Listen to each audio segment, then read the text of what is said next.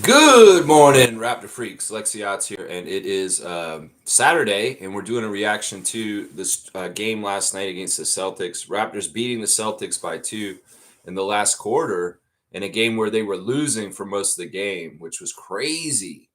Uh, I was really disappointed in the Raptors for most of the game, but I knew there was a chance they could win. And what I had decided at halftime, being down about by 20, was that if they play Roden, Lawson, and Roddy near the end of the game, it'll be a different kind of feel than the lineups they've been playing at the end of the first two preseason games. Because first of all, these guys are NBA experienced. They've been in the league for 4 years, and all of them are hungry as hell because they're on their last chance in some ways. So, I knew if Roden came in, he was going to have a huge impact and help us win. Now, Darko was playing it real close, not playing him until like 4 minutes left in the game. I was like, man, just put Roden in. Seriously, man. Because honestly, if we had put Roden in earlier in the game, it wouldn't have been so bad for most of the game. I'd say if Roden had been in the second unit, start coming in maybe at the end of the first or in the second quarter, the score wouldn't have looked this bad the whole game. I was like, Darko, come on, unchain that dog because he wants to get out there. He's playing for his life, and you're not even giving him a chance to get on the floor. Let that man free. And when he did, you saw just how overpowering and how much he wants it because he basically willed us to this win last night. I'm singularly giving almost all the credit to the Raptors winning by 2 points last night to Jared Roden. And I mean, if you watch the game and you see what I was talking about, because the Raptors weren't doing things right for most of the game, and the Celtics, this was a B team versus B team game, and then it goes to C team versus C team, and then D team versus D team. No A team out there, no BA Baracus, no Holland Mad Murdoch. No, both teams took their starters out for the most part for this game. And it was ugly at times. I mean, I was impressed with some of the things the Celtics were doing with their younger players that are so green, like their jersey. But also at the same time was disheartened with some of the things our players were doing with not a lack of aggressiveness. Having no Raptors in double digits by the end of the first half was a problem for me. A problem for me. And meanwhile, if it was a Kansas Jayhawks versus Oregon Ducks kind of matchup, Oregon was winning. Oregon was winning. Wow, what they were was Slim Duck and Peyton Pritchard absolutely running things, both getting 17 and 18 points respectively in the first half. Meanwhile, Grady was leading the way for the Raptors and looking okay. It was a nice look to see Grady in that number one option spot in the first half for a while. It's interesting to see that. And he wasn't horrible. He did a good job. Oshai, not really stepping up last night. In some ways, just kind of going through the motions, maybe solid, but not doing anything extraordinary. But yeah, Oregon had our number, and specifically our old friend Chris Boucher, who really was given some welcome to the NBA moments to Colin Murray Boyles at the beginning of the game. It was very interesting. And then, of course, Peyton Pritchard, that Oregon connection. Those guys were absolutely dominating the game in the first half. The second half, well, the Celtics were still cruising, and the Raptors were clawing and sticking in there. Darko Rajakovic gave a lot of credit to the Raptors in his post-game interview that he was proud of them for clawing and keeping going and keep fighting. Because honestly, they give up and they don't play all out the whole entire game as much as they can. They don't come back and win by 2. That's just the way it is right there. So good job, Raptors. You see how it is in the fourth quarter. When you get stops and scores, you can make up a lot of stuff, but you have to get the stops and you have to get the scores. And when you're doing executing on both ends, stopping the other team from scoring and you're scoring yourself, you can eat up that lead. You can eat up that lead. And if you look at the box score, the Celtics dominated the first half with scoring, getting a 30-something lead, 30-point first quarter. And then we got the 30-point quarters in the second half in both the third and the fourth quarter. And they got totals in scoring under 20 in the fourth quarter. So good job, Raptors, making it happen the way it's supposed to. In some ways, that plane very closely did not land on the right runway for the winner last night. It was very, very much on course to go and land on the Boston side of things. But Jared Roden had a different plan, and he stormed the cockpit and changed the flight path real quick right at the end and landed that plane on Toronto side of things, which was awesome, man. Jared Roden, so much salute to you. He is my number one star, guys. I know that man only played for 4 minutes right at the end of the game, but he was the most crucial player last night for us to win. And it's not J-Mo for hitting that shot at the end. It could have been anybody who hit the shot at the end, although it is special and important that Jonathan Mobo hit a game winner last night and got the celebration. And you see the pride beaming from Scotty's face, seeing Jonathan hit a big it was a nice move too. He did a really good job of kind of playing away and then coming around. But if it was a more experienced NBA player, he's not going to make that shot at the end of the game. But playing against young green Celtics that don't really know exactly everything about the NBA yet. Sure, J-Mo can do a little dribble to the side fake and then turn real quick and get an easy layup to win the game. But yeah, man, wow. Now, I'm going to say something. I'm changing the format for this show on reaction streams going forward. I enjoy talking to you guys about things on the Thursday Think Tank. Now, the Thursday Think Tank will be a regular segment still on this channel on Thursdays in the off season to do the call-in show, but I'm going to open it up now, guys. Every reaction stream is now a call-in show. So if anybody wants to call me on the phone and speak their words about how they feel about the game last night, you're fully welcome to call me if you have the number. I've not posted the number up on the social media, so you pretty much just need to know the number right now for calling in reactions. So if you are somebody who wants to frequently call me, lock that number in and know that on reaction streams, I'll answer the phone on the show and we can talk about what happened in the game last night. All right, let's go. Let's get right into the chat and we'll do our 5 stars of the game. We'll do the straight goods on Canadian goods, all the fun stuff we do, all the news and notes from yesterday, some big news yesterday and a couple different headlines. And I'm sure my commissioner of fun, Trevor J., is going to help me make sure I go over everything that happened yesterday. So I thank you, Trevor J. Blessings to you. All the glory to God above. Thank you, Trevor J., for another day, for being here and being here with us. And thank you, God, for everything that you do. That's right. Money says earn me. Calendar says turn me. Time says plan me. Future says win me. Beauty says love me. But God simply says remember me. I like this, man. I like this. Trevor, I wonder where you get these sometimes. They're so poetic sometimes. They're so deep. And I'm like, man, Trevor, do you have a book or you're just espousing this? Like, did you get this off the top of your head? Like, I'm amazed at this. He said money says earn me. Well, that's only if you listen to money. In some ways, the overimportance of money in consumer society is a myth and a lie sold to us by capitalists that want to get everything from us. I totally believe in being more self-sufficient.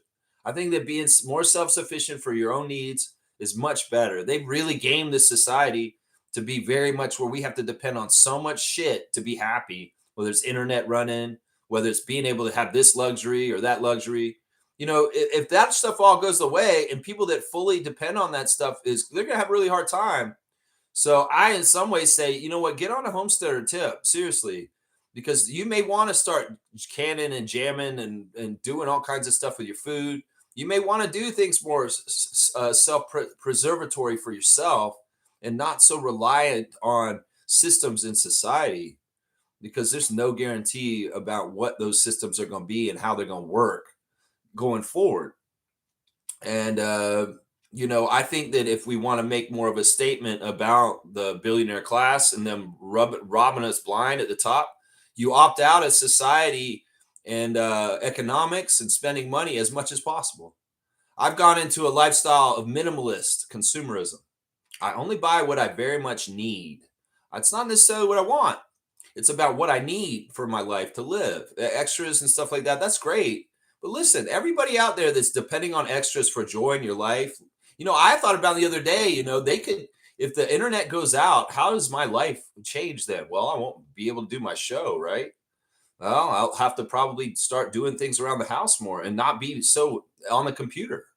We got to be ready for all kinds of different outcomes. And the luxuries of life today may be things that you take for granted that won't be granted to us later. So I would say that. That's right. Money says, earn me. Okay, go ahead, get it. Get it while you can. See more paper. That's right. Calendar says, turn me. Yeah, time's going to go by, whether you like it or not. Time says, plan me. Yeah, you can plan your life, plan ahead, have a long term plan, have short term plans. That's smart. That's smart. Future says, win me. I don't know what that means exactly. I think the concept of winners and losers works with basketball, but in life, I don't think it does. I think it's a big myth. I think once again that they've made up a rat race for everybody to run because that drives you to earn money for them. And in some ways, you know what? Winning and losing in life is something that people shouldn't be taking parameters on. Because first of all, who's to say where your finish line is compared to somebody else? So I don't know, Trevor. This is a deep one right here. Thank you for your words of wisdom. Blessings to the Jones family and all the Raptor Freak families. That's right. That's right. All right, let's see what Trevor's saying about the game. Start off a little rocky, but what a fight to come back and win. Chucky and Mobo hands all up in the cookie jar, steal the ball. Man, the defensive intensity by the Raptors in the fourth quarter was really good. They were very interfering, and it was the personnel and the unit that was out there. There were a couple of units out there of defense that I was like, wow, this is a really good team to bug the hell out of the other team and really make them cough it up. And because it was a greener Celtics team, a lot of young guys don't know exactly what they're doing. They're susceptible. They're susceptible. You know, some of those guys hitting the ball for the Celtics were really not the best people to be trying to weather that barrage, but front of arms and Raptors coming at them like that. And well, they bothered them. They got them to turn the ball over by throwing it out of bounds. They got them to they just stole the ball straight up from them. They got them in a lot of different ways yesterday. And when we look at the team stats, it'll be very telling that side of the aspect of the Raptors and how they won. Because I'm going to tell you right now, the Raptors did not win hardly any categories last night, team stats wise, but they still won by 2 last night. Let's figure that out. We'll do the autopsy on the box score, and we'll figure out exactly how the hell did Mission Impossible go through last night and get the W by 2 right at the end of the game. I don't know. Celtics fans and their feelings? Maybe not. They probably see the whole thing in perspective as far as like, yeah, Jalen didn't play. Yeah, we didn't play anybody. Derek White didn't play either. And it's like, yeah, when we could say we didn't start anybody from our starters either. But, you know, I have to give credit. Their nobodies did pretty good compared to our nobodies, our young players that are nobody knows in this league yet against their young players that nobody knows in this league yet. I have to say also, at the men, something I said yesterday about the Celtics and their size, they do have some young players with size that they're going to have to lean on to contribute. Garza looks like he's very much going to be a part of their rotation this year and doing things for them. But they do have some sizable guys around that team. It's a weird team, man. It's a weird team. We'll go over it more. Trevor's saying start off a little rocky. Yeah, started off a little rocky. And in some ways, it's just nobody was stepping up and being aggressive and being the top dog on the Raptors side. And Peyton Pritchard, Chris Boucher, they had the experience and the know-how to be that on the other side. And that in some ways was part of it was the experience and years. I mean, Chris is the oldest Celtic. That's crazy to me. Chris Boucher is the oldest Celtic on their team this year. And that's wild to me. I love seeing Chris come back and all the love. It's amazing. It's always a Raptor. Always a Raptor. Trevor J's stars of the game are Grady, Chucky, Mobo, Battle, and Martin. Yeah, they're similar to mine. Not exactly that, and not that order. Once again, I'm going to say it. Jared Rhoden is my star of the game. I don't give a shit if Jared Rhoden came in and only played 4 minutes. He was the catalyst. He was the shit disturber. He was the leader of the gang that was mugging them at the end of the game. He brought an infusion of that kind of energy right at the end of the game because honestly, I knew he'd do this. I was like, Darko, don't not put Rhoden in. If you do not play Rhoden in this game, I will be mad at you because I know what he's going to do to add to this game. Watching Jared Rhoden around the Raptors last year, this is what he does. This is one of his plus kind of things that he can do is that when the game is close, he can really turn on some defensive stuff and help the team get that win still because he does this on 905. I've seen him do this on the 905 last year to help us. In some ways, we came up short in some of those games, but Jared really wanted this one. You could tell. Because how would you feel if you were Jared Rhoden and you're sitting on the bench, you know you're on the outside looking in, and you want to make this team so bad. You played for this team last year. You know what that life is of a Toronto Raptor, and you want it back again this year. I mean, one of your good friends, AJ Lawson, and you are in the way of each other. He wants a chance to play. Darko's given AJ more time out there and more chances to impress. Jared's on a limited clock, so he can't waste his time. He got out there and he made something in his minutes immediately. That's right. His plus minus was a plus 14 in 4 minutes, y'all. His plus minus was a plus 14 in 4 minutes. That means that man came out and helped the Raptors play winning basketball to win that game by 2 points. He only scored 2 points himself, and he had technically only 2 steals. But let me tell you, he had more than 2 steals because he had a half steal with a couple of his teammates on some of those other steals because he was one of the 2 people coming to trap with Jonathan Mobo at the half court in the last 4 minutes of the game. So I'm sorry, this is unprecedented. I do not do this very often. A man that played 4 minutes and scored 2 points is our first star of the game last night. Because honestly, we don't win this game without the infusion and the breath of fresh air that Jared Rhoden put into this game, which he's playing for his life. Let's not get this twisted. He's playing for his life. My second star of the game is Grady Dick. Grady Dick had a solid game playing as the number 1 option from the start. You know, he's a little rusty, but he was solid. He was efficient. Wish he had more volume, actually. In some ways, Darko talked about it after the game, that he wants the teammates to look for Grady more. That in some ways, you know, Grady's a very talented scorer, and the Raptors need to look for his opportunities and help him get them.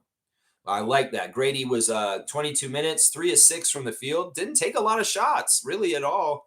I mean, wait, where is Grady's 24 minutes, 8 of 13. Sorry, I was looking at Baji for a second. 8 of 13, 3 of 5 from 3, 3 of 6 of the free throw line. Missing half of his free throws was a problem, Grady. Don't do that. Don't do that. You're supposed to be a 90% free throw shooter. And 3 for 6 of the free throw line. Whoa, what's going on there?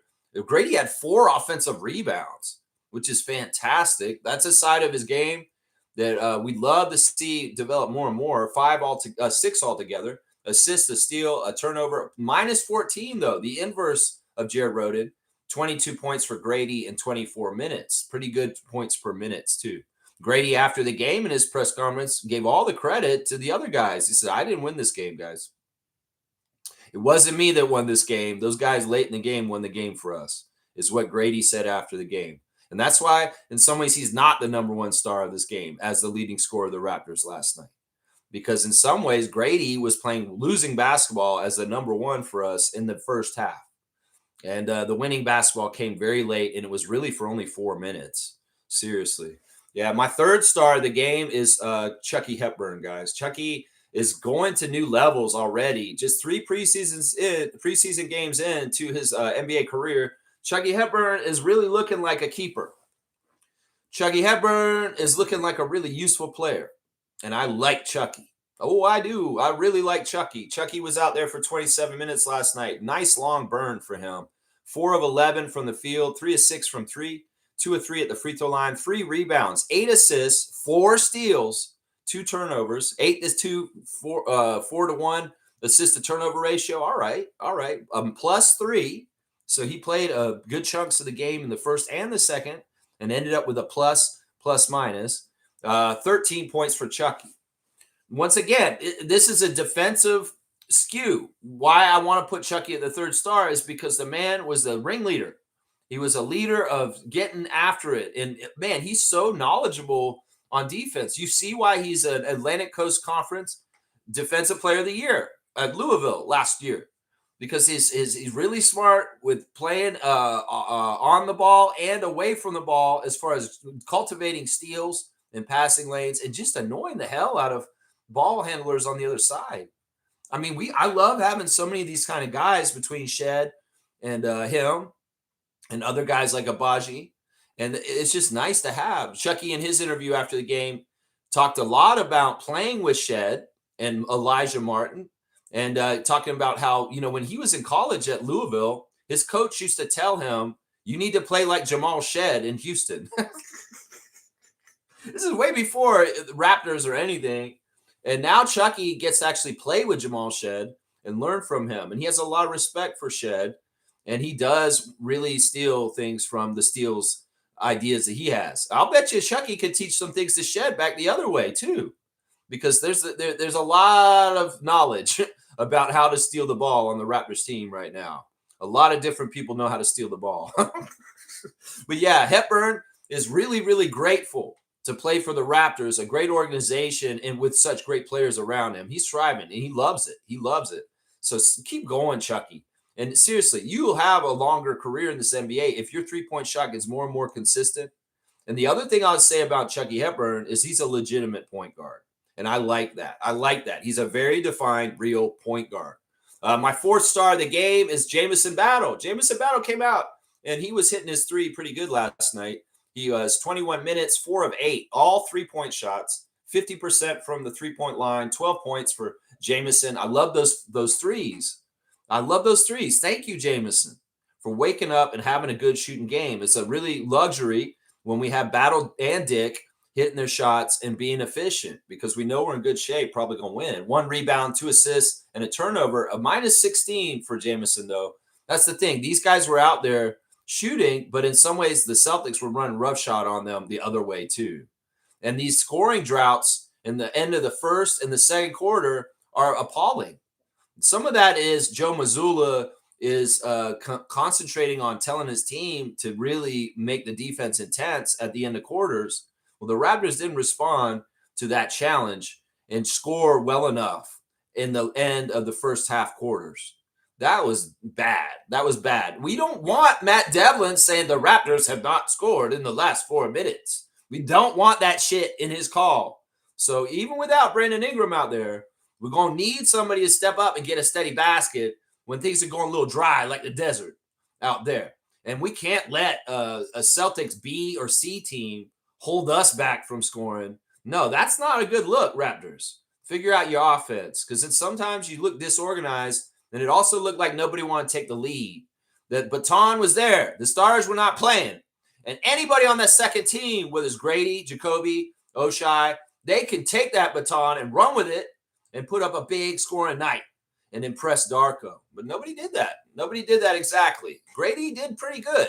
He was kind of doing it. He was just doing it. But in some ways, they could have been more overpowering. I wanted to see y'all do what Peyton Pritchard did in the first half. That's what I want to see. My last star of the game for the game last night is Mobo.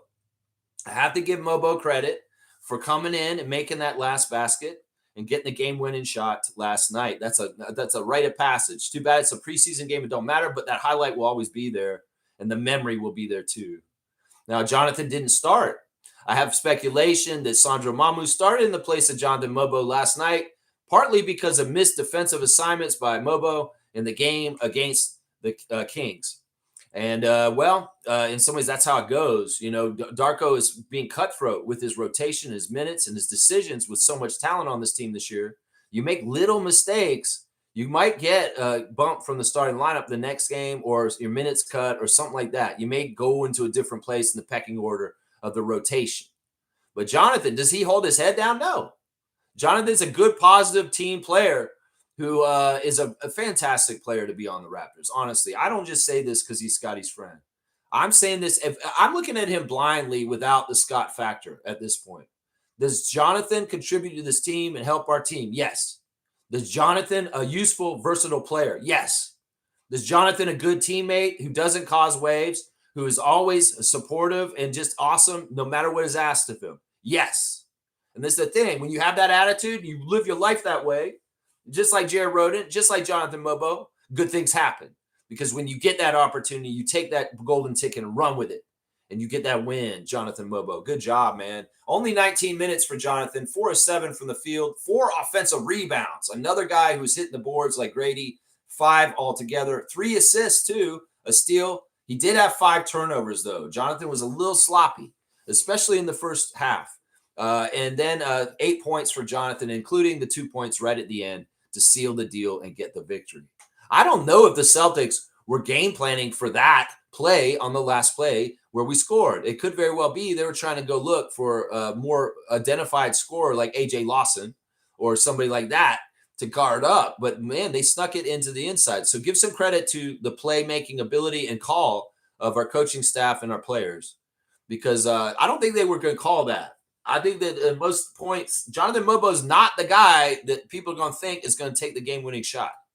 And that was awesome. And it worked really well. It really did work well. So those are my stars of the game. I have some honorable mentions. I'll go over them later on. Just a little start. The five stars of the game for me are Jared Rhoden, Grady Dick, Chucky Hepburn, Jamison Battle, and Jonathan Mobo. That's my stars of the game right there. Yeah. Trevor J saying that the Vegas Aces did complete the sweep last night over the Phoenix Suns to win the WNBA championship. Aja Wilson's finals MVP, second time to win it. This is a big deal, man. That's a dynasty. That's the WNBA's dynasty. That's the creme de la creme. When the Toronto Tempo enter the league next year, that is the pinnacle, the Las Vegas Aces. Becky Hammond. Yeah, they did it. They earned it. And in some ways, exposed a Mercury team in the finals, just not on the same level.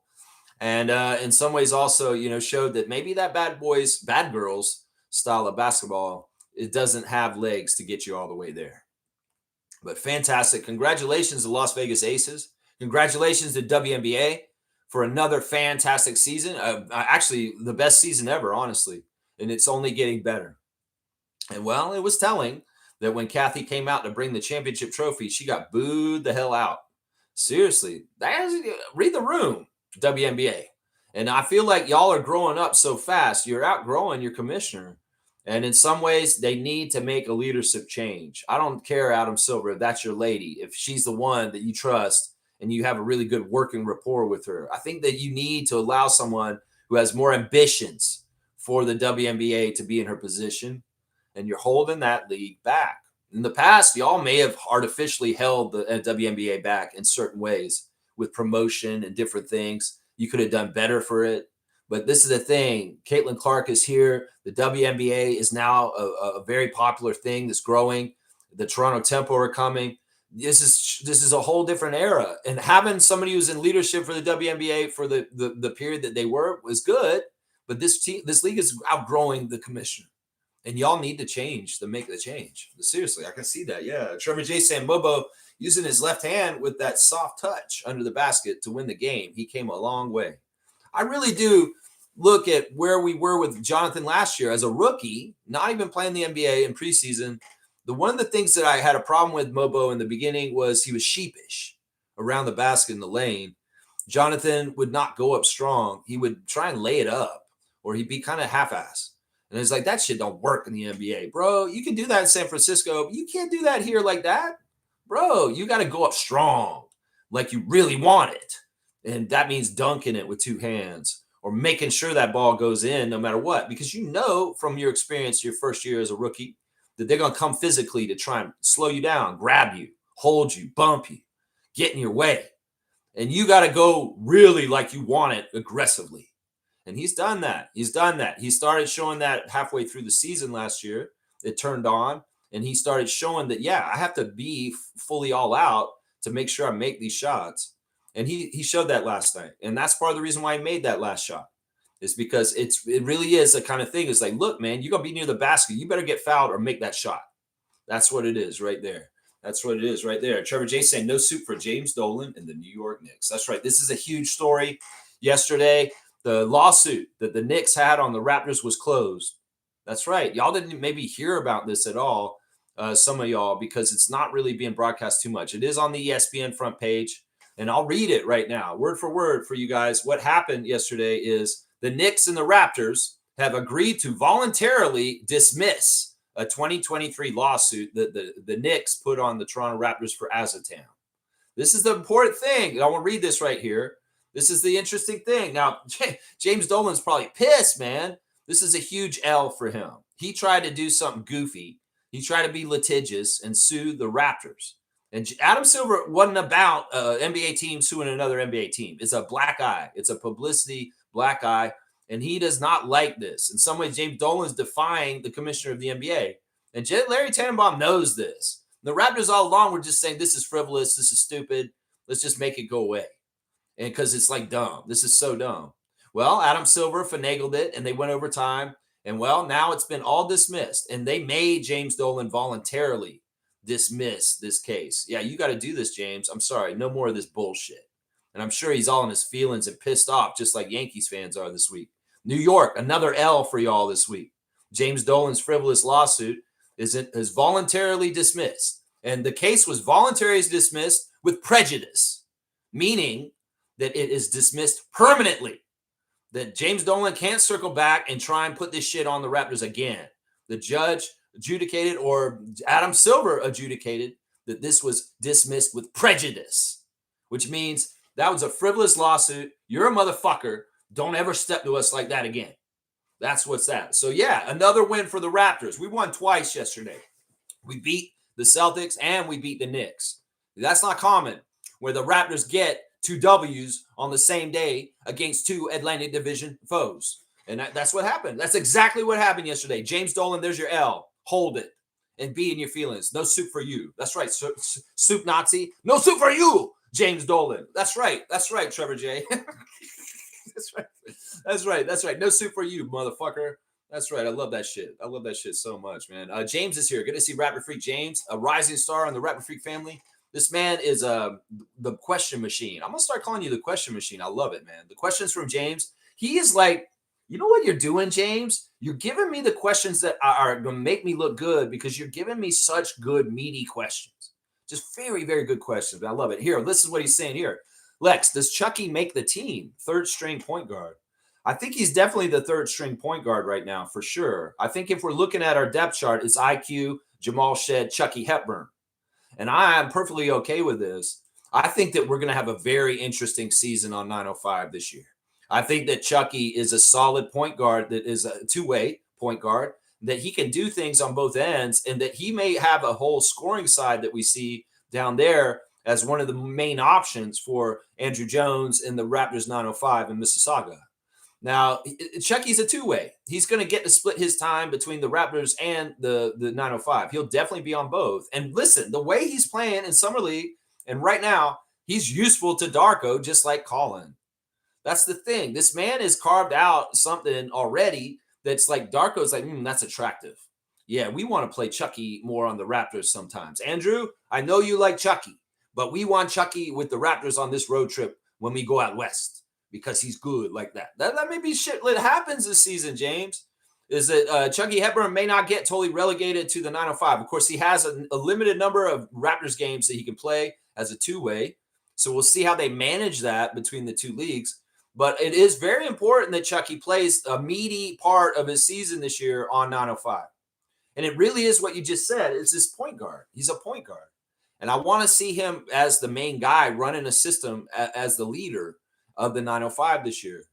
And I think that, with the talent around him that we're looking like, because welcome back Tyreek Key and Quincy Guerrier, that they could have a really successful year, and Chucky could have a lot of accomplishment on the G League level.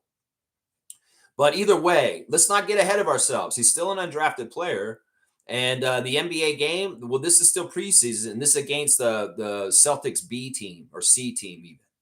So we'll have to see how it translates as the intensity of the talent that Chucky has to play is thrown at him with the NBA season. So I think he's really set up to win. If you're asking me right now, Chucky Hepburn has a longer future as a Raptor than Elijah Martin right now. He definitely does. He's a keeper. He's a keeper. In fact, we may have unearthed a real diamond in the rough as an undrafted player in Chucky Hepburn. Seriously, he's got the right attitude too. Listening to him in his interview last night, he's a really, really smart young man. And he's doing things right now. He's really doing things right. I really like Chucky a lot. Fiercey's here. Good morning, fam, and happy Saturday. Good morning, MJ. I hope you're doing very well. Hope you're continuing to be on the mend from your surgery recently, and that you just have a very pleasant weekend and a happy Canadian Thanksgiving also. Isaac Campbell's here, benevolent one. Salute to you from the starting five of Lex.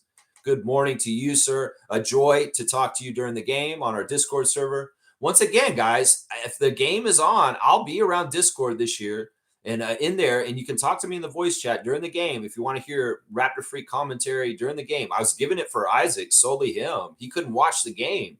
So I was his eyes, and I did a radio call for Isaac over our Discord server. and literally was keeping him up to date with what was happening. He watched the whole comeback at the end with me and got to hear the fun call from the Raptors freak because he wasn't near the TV or anywhere to see it. And I was relaying the information to him. It was a lot of fun. Isaac, salute to you. Always nice to hang out and talk to you, my guy. Fiercely saying, I had a feeling the Stars would sit out yesterday. Then I sensed it wasn't about winning, but Roden and Roddy were late additions. So I'm confused as to what the purpose was yesterday. No shade. All right, I can try and explain it to you. Basically, NBA teams have a makeup depending on the personnel that's out there. And right now, the depth chart of the Raptors is very interesting. You've got the starters, and we know who the starters are, and we failed once again to start all 5 starters, which I hate. I honestly do. I want to see this. In some ways, Doug Smith was complaining on Blue Skies yesterday that Raptors fans won't get to see the starters at an exhibition preseason game against the Celtics. Boo-hoo, Doug Smith. They got to see a good game last night, regardless of whether Scotty, Brandon, and RJ played. They got to see a good game last night. An entertaining game. The real ones that stuck through the 20-point deficit and came around to the end and saw the victory for the Raptors, you're real ones. You deserve that. Everybody who left the Scotiabank Arena last night before the game was over, shame on you. Shame on you. You never fucking count out the Raptors. I don't give a shit how big that lead is for the other team. You never fucking count them out. And last night was a testament to that, is what I say. So you got your premium 5 starters that we have not gotten to play together yet, which is annoying. Then you got our second team, which is mostly rookies and Grady and Oshai from last year. Now, those guys are getting better, and we saw where they were with kind of playing. But when they play against guys that are more veteran, like Pritchard and Boucher, you see that they're not totally playing at the same level of veteran and understanding and taking over the game and seeing where they can, like Boucher and Payton.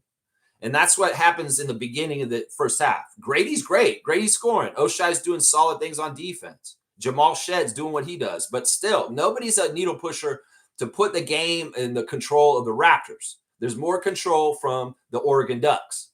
And they're controlling the game in the first half. The second half, we start to put in more of our really green guys. And this is the thing. Our third team is so bad for keeping the score on our side.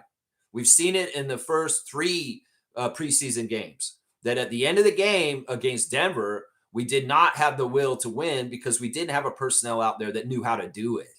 It's just way too green with Elijah, Chucky, Olivier Sarr, Jamison Battle, AJ Lawson kind of lineups. In the same thing in the Sacramento game, except we had a good lead and we held them off and still won at the end.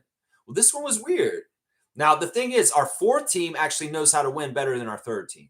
That's the thing. That's it right there, Fiercey. So it's like we got our first team. We know who they are. They're all could be all-stars. We got our second team, which is rookies from last year, along with Grady and Oshai. And then we got these guys like Elijah Martin, Chucky Hepburn. Chucky was actually in the second team last night, but Elijah and Olivier and all that. And these guys are not adding up to winning. In fact, I'm worried about Elijah Martin. Every single unit he's been on in the preseason, not in Summer League. In Summer League, he was good. Has been a losing unit. Has been a team that's plus minus is awful. In fact, I could maybe look at Elijah Martin's plus minus for the preseason is dismal right now because the Raptors, when he's on the floor, they're getting outscored badly. They're getting outscored badly. And I don't like that. I don't like that trend. So whatever's happening there, it needs to be figured out and stopped if they can. So you got guys that are at the end of the bench in the fourth team, the ones that are really chomping the bit, because these are guys that have been in the league for a couple of years. Like I said, David Roddy, Jared Roden, well, Olivier Sarr to an extent, and AJ Lawson.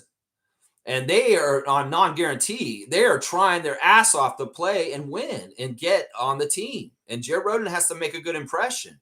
He really wants to be a Raptor. So he knows how to do it because he's been in the league a couple of years, better than the young rookies and better than the second-year guys to a degree also. He knows better how to do it than Jacoby. So that's why I knew if they put Jared Roden, and I was calling this in our chat around halftime, I was saying, man, if they put Roden in, we're going to win this game. I knew it. I called that shit way before they put him in. I thought that he waited too long to put him in.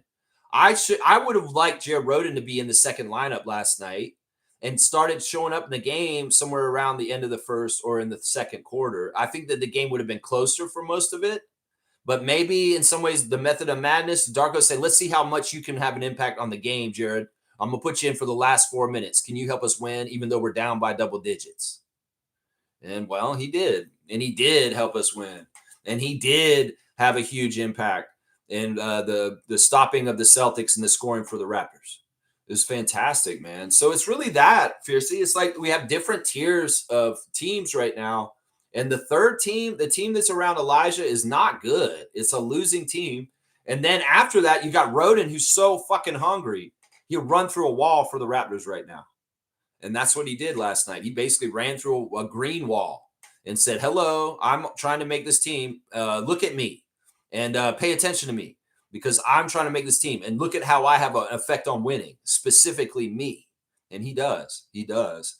It's amazing. I mean, AJ's playing all out too, just like him, but AJ's getting more minutes at different times. But Roden, he really had to concentrate the percentage of how much he's going to help the team with only 4 minutes to show it. And he really did last night. It was amazing. Yeah. Fiercely saying, despite the win, I only have 3 stars. Grady, Chucky, and Jared. Our defensive presence in the fourth quarter was impressive. Yeah, it was like I was talking to Isaac about it. I was trying to describe it. It's like they've got a guy who's guarding the ball, who's just hounding the hell out of them. And then there's guys running passing lanes like crisscross, like cornerbacks and safeties.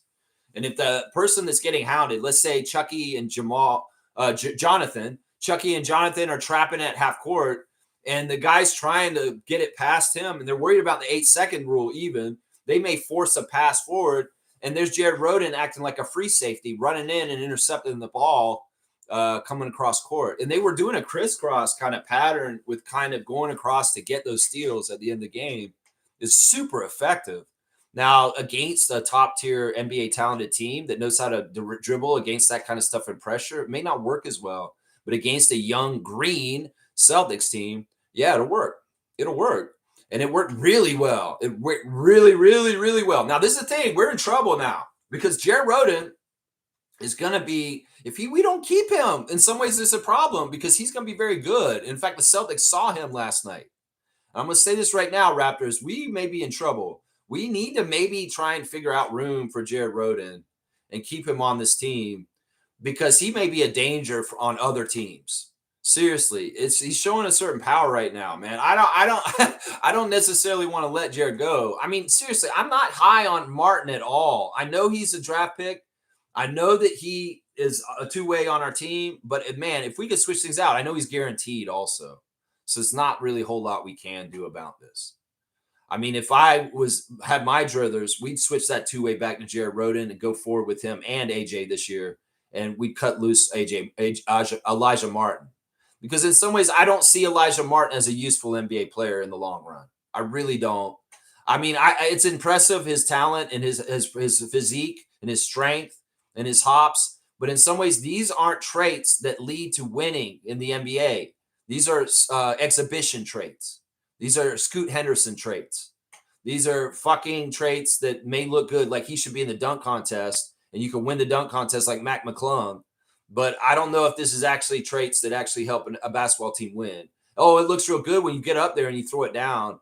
But how often are you going to be able to do that in the world of Draymond Green and Rudy Gobert and shit like that? Seriously. How much is Elijah Martin going to be able to get the stuff he used to get at Florida Gators in the NBA? It's not going to be very often. So he's got to figure out real NBA skills that will absolutely contribute. Now, he did hit his open threes last night, and he was a very active player in different ways. So I'll give him credit for that. But I'm worried, man. In some ways, if I had my choice, I'd want Jared Roden going forward on this team because he's playing the same position as Elijah. He's bigger, he's more experienced, and he does add up to winning. That's for damn sure. That's for damn sure as of last night. That's right. Let's see what else y'all are saying in the chat. Fiercely saying, why is Darko not playing Roden? I'm so puzzled. Cut Roddy and Sar already. I want to give some props to David Roddy also. He was a part of us coming back also. He's such a load, man. That dude is such a load. And I was joking with Isaac in the chat that you know how when there's ant colonies, there's like major ants that are like just giant. Then the bigger than the smaller ants, there's like major ants. Well, he's like a major Fred VanVleet. Like in some ways, he's like if you took Fred VanVleet and you printed him on a 3D printer at 1.5 scale, like 1.5 scale, you get David Roddy. It's kind of weird. Like seeing him run around in the Raptors jersey last night with the beard and the haircut. I was like, damn, if you squint your eyes, it's like a giant Fred. It's like, that's so weird, man. It's like David Roddy looking like giant Fred out there. It's like it's just a weird optical illusion. Because I'm just like I see a beard and a guy like that. And I'm like, is that Fred VanVleet? No, he's too big. It's like Fred VanVleet times 1.5. It's so weird. But yeah, and Olivier Sarr, Darko said after the game that he was hurt, that he got hurt in the middle of that game. And that was part of the reason why he wasn't as important at the end there. But yeah, let me go look at this the rest of the guys on the box score. Sandro Mamu got the start, but he really didn't play a whole lot in the second half at all. But there were times in the game last night where the lack of size on the other side helped, and Sandro did look like Shaq for a second. There was one move he did near the lane that looked very powerful, like, wow, I told you, Sandro Shaq O'Neal kind of stuff, because I figured he would be one of the biggest players on the court. But the Celtics do have some no-name guys that are actually pretty big. And Keita played, Tillman played, and they had more size than I thought they did. It's just I don't know any of your unknown players, and some of those guys coming up from behind. But Sandro was 2 of 7. He missed all 5 of his threes. 3 for 3 from the free throw line, 5 rebounds, 3 assists, 2 turnovers, a minus 13 with 7 points. Not anything to write home about. Not anything to write home about. Colin Murray-Boyles was interesting last night. It pissed me off that he disappeared after that first stint. He played 8 minutes at the start of the game. It was 2 for 3 from the field, misses only 3, got 1 offensive rebound, 1 assist, and 4 points. Now, Colin was out there fighting and battling with Chris Boucher. And in fact, Chris Boucher gave Colin maybe his best welcome to the NBA moments last night. One of them was Chris was trying to shoot a shot and Colin was guarding him. And he got right up on him and he was all over him and he's leaning into him, put his hand up. But Chris's length as a shooter and him used to people crowding him and making him uncomfortable, he still made the shot and got a 3-point play. And that's something that said, welcome to the NBA, Rook. You may think you play good defense on Slim Duck, but Slim Duck has got a little bit extra veteranness and length to shoot it over you like Brandon Ingram, and he still made it. And look, he's getting an M1 also. Yeah, welcome to the NBA. There were also a couple of times when Colin Murray-Boyles lost the rebounding battle at the beginning of the game to Chris Boucher. Chris Boucher sneak in and get position and get offensive rebound around Colin. There's a lot that Colin Murray-Boyles has got to clean up. But the crazy thing is he's got the aptitude, the skills that he's going to clean this shit up. He's going to look so good more and more as time goes on. There are a lot of mistakes he's making still, but he is a rookie. And that's just how it is. I was really disappointed to hear that he had an elbow injury. That's why they took him out and he didn't play for the rest of the game. Darko said the x-rays are negative after the game, so we shouldn't worry about Colin to a longer term missing. But I think that what happened was after Colin went out and Grady was the leading guy for the Raptors trying to carry us in the first half, he's going to do certain things. But the real place to go get stuff was, like I said in the preview yesterday, down low. And nobody in the Raptors was really playing any kind of post or trying to get in there and get mismatches. There's maybe a little bit of trying to switch to get Peyton on your back and try and post against little Peyton Pritchard. But it wasn't effective, and it wasn't gone to consistent enough to establish. And the Raptors missed out on having a post game. I feel like if Colin Murray-Boyles had not gone out in the first quarter, that throughout the game, we would have seen more opportunities for him to operate in the low post against a young Celtics team and maybe have some success showing off more of his offense. But alas, some of the really cool post players that we have on this team were not available in any kind of way last night, whether it's Scotty, whether it's Brandon, whether it's Colin, whether it's Yak. All our guys that are good at scoring down low weren't there. And in some ways, that was a problem. I wish Sandro Mamu had maybe posted up a little bit more down there. But alas, we didn't really use that side of things to beat the Celtics last night. And that bothered me because that was like leaving food on the table, Darko. Why couldn't we bully them and bully ball down low? I was mystified. But yeah, if Colin had not gotten hurt, we may have seen more of that as the game went on. Seriously, Oshai, just solid. 22 minutes, 3 of 6 from the field, 1 of 3 from 3, made his free throw, 2 rebounds, 2 steals, no turnovers, 8 points. Nothing flashy. He could have gone and got 30 points last night and made a name for himself in this kind of atmosphere. But alas, the ball didn't go that way in the flow. But Oshai did not hurt us to a degree also, considering he played most of his minutes in the first half and he was a -1. He was one of the better parts of the first half. So I say Shed, 21 minutes as a starter last night, 3 of 9 from the field, 2 of 5 from 3, 3 rebounds, 5 assists, 3 turnovers, 8 points. Not the best Shed matchup, but in some ways Shed was solid too and did a couple good things out there. Of course, Shetty's doing amazing things with dogging people on defense and being that leader and just doing those intangibles that just don't show up on the box score. Even if he got a few extra turnovers, because the Raptors were getting way too many turnovers early in the game. I was like, man, y'all are getting too many turnovers right off the start. Don't set the table with turning the ball over and losing the ball in such frivolous ways. Seriously, don't do that.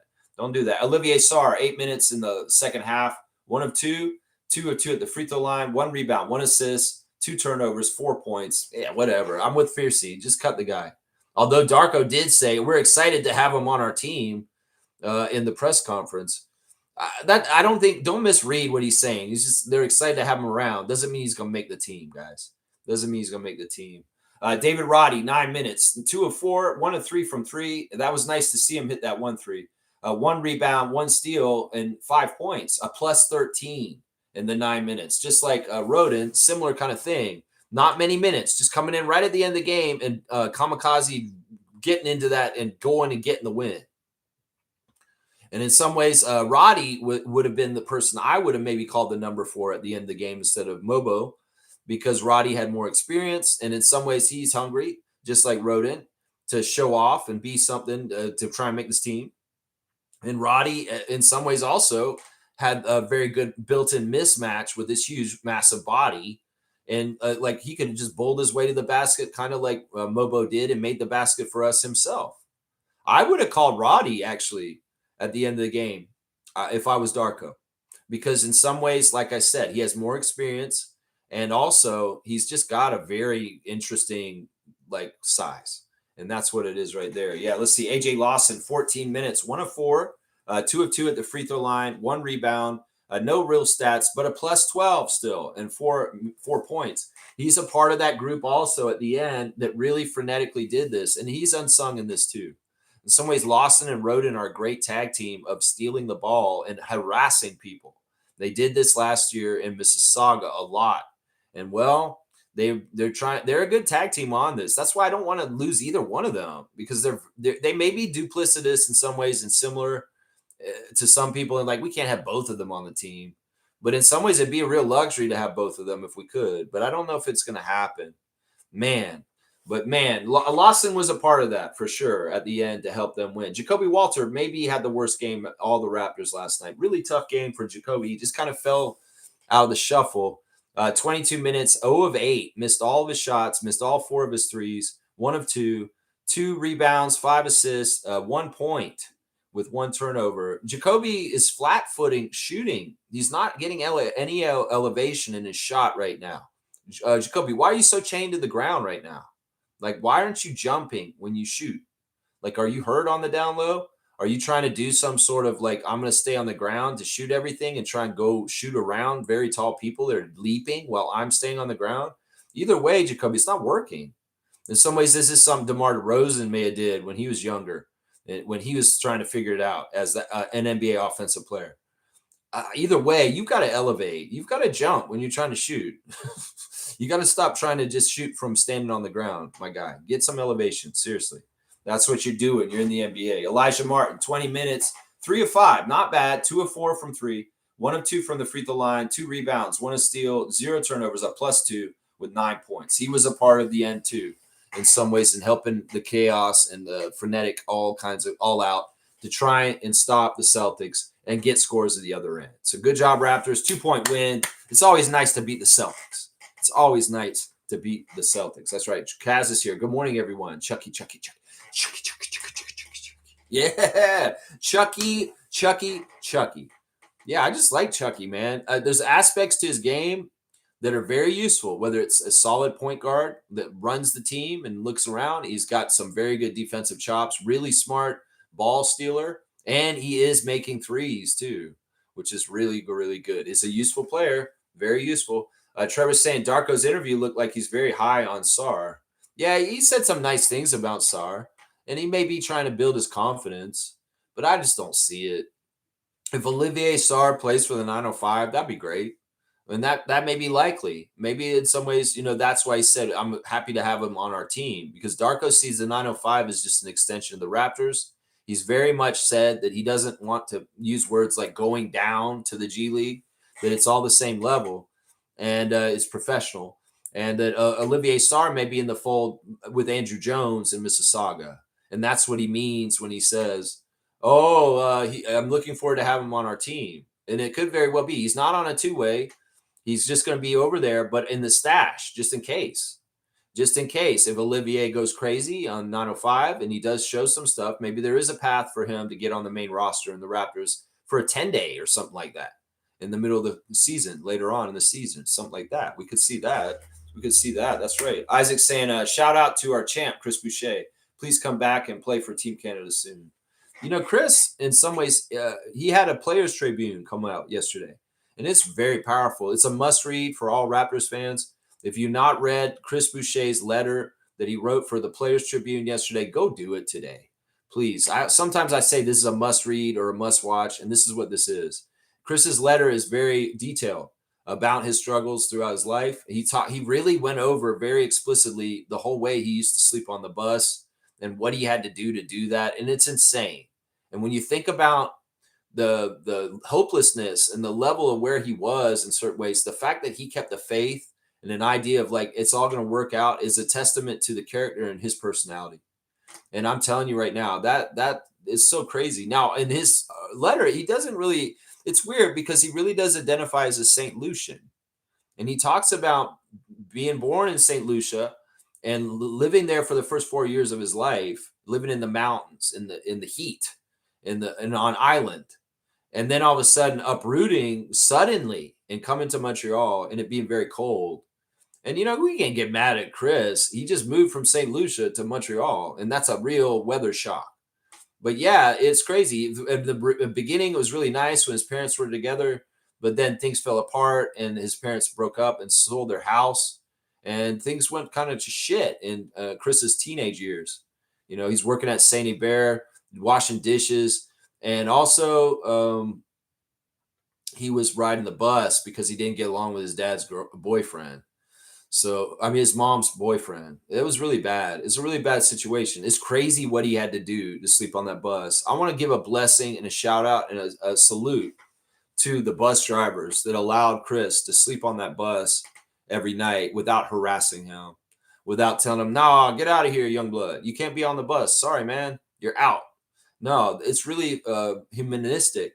The bus drivers that look the other way and let that kid ride in the bus the whole route and without getting on and off. Some bus drivers will be an asshole about this. And the fact that those bus drivers in Montreal during that period of time did that, y'all are heroes, seriously. And I hope that some of y'all read that letter that Chris wrote yesterday and you feel proud of you being a human and doing something good for somebody that you didn't have to do, because you allowed a young man to sit on a bus and just have somewhere warm to be in a world that was so damn cold and nowhere for him to go. That's what we need more of, is that energy in this world right now.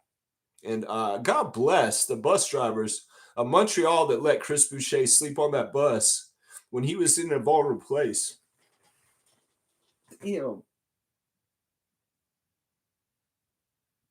Those are heroes, y'all. Those are heroes. Those are fucking heroes, man. Now, Isaac's saying that he wants Chris to play for Canada. He'll never play for Canada. And it's just not going to happen. He's too old, and it never happened. And in some ways, like I said, he identifies as a St. Lucian who just happened to come and immigrate to Canada. He's Canadian. Don't get me wrong. And he loves the country of Canada. He made it very clear. But he really does identify as an island person first. And in some ways, if he was going to play competitive basketball at an international level, it's going to be for St. Lucia. But I don't know if they have any kind of level of that coming up around their organization and stuff like that, as far as like Jamaica or other teams around the islands and stuff like that. You know what I'm saying?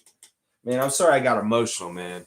I just really felt the spirit of God and those bus drivers doing that for Chris, man. You guys read that letter, you'll see. And he's such a real one, guys. He really bona fide his place with us and his alumni status as far as being somebody who is really for us, just like Pascal, just like DeMar. And you saw it when he came back to the arena last night. The way he hugged Shelby and they did their handshake. I mean, you can't change that. Those are best friends, Shelby and Chris and Jim Lee, everybody. It's like the footage of him hugging everyone, how happy O'Shea and Grady were to hug him, his teammates, everybody. I mean, Chris, in some ways, he didn't want to leave the Raptors. We know that. But in some ways, the Raptors, they outgrew him and what we were trying to do. I know a lot of people would say, why didn't we just keep Chris? Well, it's just a fit. And, NBA teams are like a snake. They shed their skin. And every once in a while, some of the skin that's been there the longest, well, that's the stuff that has to go next because the new skin's underneath. And, it's just a great homecoming. They did a nice tribute to him, I'm sure. But in some ways, as Chris said, it was too soon. Like, this is too early in the season for him. It's like he hasn't even sunk into him. He's playing for the green team now. And he's only had 2 preseason games with them. And the second one was against this team that he loves and played for so long. It's also another part of that letter that just blew me away was the part about the Warriors, about how the Warriors cut him before the playoffs even started that rookie year. He was on his team, and he knew he wasn't really on the Warriors anymore. But all of his friends were publicly thought that he was still on the Warriors. And then when they were going through the playoffs, they're so happy for him and talking him up. And on the down low, he had to keep the secret that he had been cut already for 2 months for the whole entire playoffs. It's fucked up, man. And that's got to be tough. And that's why I guess Chris doesn't really celebrate the first championship that he got with the Warriors because he really wasn't a part of it. And in some ways, it was redemption. I love what his mom said. Don't worry about what happened this year. You're going to win the championship next year. And she was right. He came to Toronto and won it. And I love the whole thing he says about I was sleeping on the bus and now I'm on top of the bus, on the Raptors championship bus, holding a championship trophy. And that's a beautiful poetic thing, man. I'm glad that the Raptors in Toronto are where Chris got his dreams come true. Because a lot of things that happen in his life, whether it's getting injured in Oregon, whether it's getting cut by the Warriors, the success and the feelings of everything healing and everything good happened in Toronto when he was in the red jersey. I like the respect he's showing towards his new team and saying that it's like he gets to play for a prestigious Boston Celtics. And I'm sure that already Celtics Nation is looking at Chris as a fan favorite and somebody to love. I'm sure they hated him when he was on our team and he did what he does to them. And well, they're going to love him when he does it for them in their jersey for Boston. So yeah, it's just a tough thing, man. Saying goodbye to people that you really, really love and having them in the fold and then seeing the change and seeing them somewhere else. It's tough sometimes, but it is a natural thing in the NBA, and everybody needs to get used to it. You can't keep everybody forever. We can't have 1,000 Raptors, y'all. It's just like a snake. You got to shed its skin. That's right. That's right, man. Tough, powerful stuff. Read that letter from Chris. It'll give you a whole other idea about what he dealt with and just how amazing he is with his Slim Dunk Foundation and giving back to kids like him that are younger coming up. Such a beautiful, amazing person, Chris Boucher. Glory to God, and may God bless you, Chris Boucher, in so many different ways. I heard his son was at the game last night at the front row watching his dad play last night. That's right. And it was awesome to see him get some shine and kick some major ass and be like one of the best players on the court. And, it was tough to see it happen against us instead of for us. It is tough. Good morning to Raptor Freak Cool Cat. Good morning to you, Coach. Always good to see you. The WNBA season is over. Over. That's right. G saying Chucky was very good, in my opinion. I'm liking him more and more. Me too, man. Me too. He's the kind of player that I love. I love. He's humble. He's smart. He's doing things right. He's confident. That's the other thing. And he gets it. There's a lot to like about Chucky. And Chucky, you keep going, man, because, Raptor Freaks are getting behind you, bro. We're getting behind you, man. G saying, my favorite thing about Grady is his confidence. Bad game, bad shot, bad pass. He doesn't let it bother him.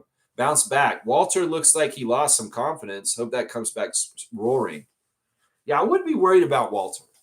like you said, there's going to be games where these guys, kind of guys that are scorers and they rely on making shots, they're going to have off nights and they're going to look bad at times. And Walter probably had one of his worst games so far for the Raptors ever last night. This may be his worst game ever for the Raptors last night. Didn't even score hardly a basket. Just got 1 point at the free throw line. But I wouldn't worry about him. You're exactly right. The motivation will be there. The short memory like Grady has is there with Jacoby also. And, tomorrow they get another chance. They'll be out there at 3 o'clock tomorrow is the game, 3 o'clock p.m. Washington Wizards in Washington. Raptors will play tomorrow, and I will have the preview in the morning. All the latest lineup news, the referee report, everything we do on this channel.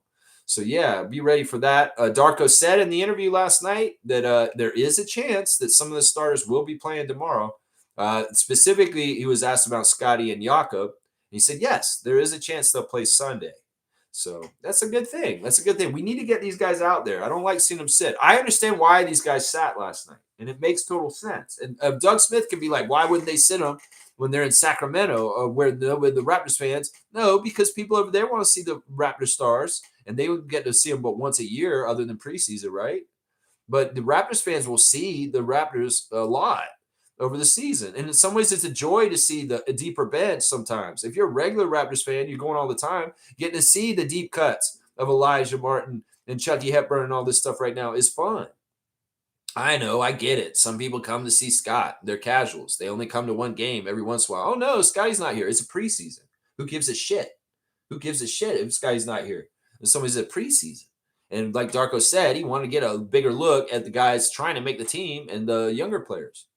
So I also, big reason why the starters didn't play last night is because they just came back from a West Coast road trip, and there's a time lag, and there's if the guys don't have to play because it's a preseason game and it's an exhibition, this is smart strategy by Raptors to not play their starters last night after coming back from the time zones and coming back just from Wednesday night, guys. They flew back on Wednesday night. And it's always weird coming back from a not a long road trip, but a West Coast road trip. And, well, that's part of the reason why they didn't play last night is exactly what I just said. It's right there. Yeah, Grady better have a short memory. He plays in the NBA, and he's a sharpshooter. You better have a short memory. That's right. Blackhawk is here. He's checked in with his regular check-in. Thank you for supporting this channel, Blackhawk, Shaq Lindsay, Isaac, Fiercey, everybody who's supported this channel. I appreciate you guys so much. Yeah. And if you guys want to call me, the phone line is open, guys. The phone line is open, and I will take your call today on the show. So if you have the number, I'm not posting the number right now, but if you have the number, you can call in to me right now. G saying, the Dolan loses. The Dolan loses. The Celtics lose. The Celtics lose. Then we're going to be doing that all year, right? I'll bet you we will. Vladdy Jr. and Big Poppy, we're going to steal your thing all year. I'll bet you when the Raptors win on the reaction stream, I might be yelling, the Celtics lose. Oh, what a gift that keeps on giving. That's right. I forgot about that lawsuit. Kenny forgot about it. Yeah, original Raptor Freak Kenny, salute to you, man. Good to see you this morning. Yeah, it was supposed to be finished in July. Originally, earlier this year, Adam Silver had announced that the lawsuit would be finished and figured out by July. Well, James Dolan was probably dragging this shit out and being a little asshole, and Adam Silver's probably not happy about it. He's like, James, I'm telling you right now, I'm not going to indulge you in this stupid lawsuit that you're doing. You need to just drop it right now. Seriously. Fuck the Raptors. Fuck you, Adam Silver. Fuck you. No, James, that's not very nice professional language. Listen, if you don't have this cleared up by the start of the season, I'm going to sanction you as the commissioner of the NBA. Fuck you, Adam Silver. You fucking do whatever. Can you sign this paper right here now? Fuck you. I don't want to sign that paper. Give me your hand. Give me your hand. You put that hand on that piece of paper. Fuck you, Silver. Yeah, you're going to sign it, you fat bastard. You fucker. Yeah, voluntary sign this shit. That may be how it went down. Seriously, there's probably about that amount of resistance from old fuckface MSG, fucking James Dolan. And Knicks fans are cheering me on right now, saying this. Yeah, fuck James Dolan, that piece of shit. Yeah, that may be a very accurate reenactment. He's like, I told you, James, we have to figure this out by July. Fuck you. I'll never sign it, Adam. The season is starting very soon. If you don't sign this shit right now, you're going to get sanctioned by the NBA overall. I'm telling you right there, because they said that this shit was going to be cleared up this summer. It's October, and they finally figured it out. That's why everybody forgot about it, because Adam Silver put a deadline, said we're going to figure this out by July. And they didn't figure it out over the summer when they come around and figured it out last night. And now we know. Now we know. That's right. A common New York L this week to Toronto. That's right. The Yankees lose. That's right. It's a common New York L to Toronto. Right here, James Dolan. That's right, motherfucker. That's right. Two-finger salute to you, bitch, trying to lawsuit another NBA team. Adam Silver said, no, like the Dikembe Mutombo. He said, no, James Dolan. No, get that garbage out of here. That's right. Get that garbage out of here. That's right. Neil saying Chucky gets to keep his two-way. Well, yeah, he was going to have his two-way no matter what. That's not changed. This is the protocol. Him and Elijah are pretty solidly the two-ways. I don't see the two ways getting mashed up or changed much from the three guys that are on it right now this year, unless they want to convert Chucky or Ulrich to a full contract. The two ways are going to be the three guys for the whole entire year. I don't see them switching out unless Elijah's an absolute disaster and he gets cut and Chucky gets converted or Ulrich gets converted. Then they may put the two-way. But some people are confused thinking A.J. Lawson's a two-way right now. He is not. A.J. Lawson is not a two-way. Our three two-ways are Elijah Martin, Chucky Hepburn, and Ulrich Shamshay. And in some ways, that's why Lawson's still fighting for his spot right now. Because if he was a two-way, he's on the team, right? Kenny's saying Chucky's solid, and Shed loves him. They're birds of a feather. And I like that because in some ways, Sheddy's only in his second year, right? He can have a little bit of mentorship to a guy coming up underneath. And in some ways, that really shows the advanced, accelerated growth of Jamal Shed as an NBA player coming into this league as a vet already as a rookie. And now all of a sudden, he's got an understudy in his second year. Where were you, Malachi Flynn? Like this, motherfucker. Two-finger salute to Malachi Flynn for never, ever getting anywhere close to Jamal Shed on the first day he showed up as a Raptor. Seriously, Jamal Shed was a better point guard, backup point guard for the Raptors the day he showed up than Malachi Flynn after 4 years of wasting our time. Seriously. That man has an understudy already, Malachi. Were you ever anywhere close to being good enough or even to have a chance to even be teaching somebody underneath you? You had nothing to teach nobody other than how to win an exhibition Pro-Am game. This is how you get 80 in Seattle Pro-Am. Fuck you, Malachi, for wasting our fucking time and making the Raptors look bad for a couple years. Seriously, that point guard, backup point guard position is very important to an NBA team. It's an extremely important position. And that's why we're successful when we have Fred in it. That's why we're going to be successful with Jamal in it. And Malachi Flynn just wasted our damn time. That's what I'm saying, man. G saying Martin made his shots, which was good to see. Yeah, he was open in those corners and made those threes. This is good stuff. He's got to do all of this. He's got to do all of this. It's just, listen, this is the thing. The stuff that he does, like I said, is fluff. It's sizzle. It's not steak. I don't care if he can jump up real high and dunk it. That looks good. And highlight people love that shit. But in some ways, that's not conducive for real winning. That's not winning kind of shit. That's more Pro-Am kind of Malachi Flynn kind of shit. And that's what I'm saying, bro. You need to have real NBA skills that you're contributing. Now, these guys are all around you, look way better at stealing, but I know you can steal too. So you need to get your defense up and show some real defensive intensity like your other guys that are in there with you, like Shed and Hepburn. Because in some ways, you got to distinguish yourself defensively, Elijah Martin. That's an important thing. That's the first thing of getting a first good footstep in the Raptors organization is distinguish yourself defensively. And you will go far. And that's the thing. If you're only worried about getting big highlight dunks or making open threes, that may not be enough. That may not be enough. So I would give that advice to Elijah right now. Right now, that's right. Blackhawks say the two ways need to develop well and compete for G League championship. Yes. If we don't have Shamshay go down last season, I really do believe that Andrew Jones and his team would have been in the playoffs in the G League and kicked some major ass. But once Shamshay went out, all bets were off, because we had no defense after Ulrich left. So there's a very good talent on that team built by Luke Wynn out in 905. And I expect really good stuff from them this season. Of course, we'll be covering them intensely on this channel, game by game. I'll be doing the reactions to those games because I watch all the 905 games just like the Raptors games. And we will be talking about the 905 and definitely on this channel. People that have a blind spot for the Raptors 905 and you're big Raptors fans and you've just found my channel, this is one of the perks is you're going to have a lot of insider information on 905 level and what is exactly coming from the pipeline right now. I can't talk about the Raptors without knowing the 905 at this point. It's just important. That's right. Yeah, Neil's saying Martin will get better on 905. His jitters will go away. Well, this is exactly right. We need to see him explore more of what he can do at that level to possibly graduate to the NBA level with it.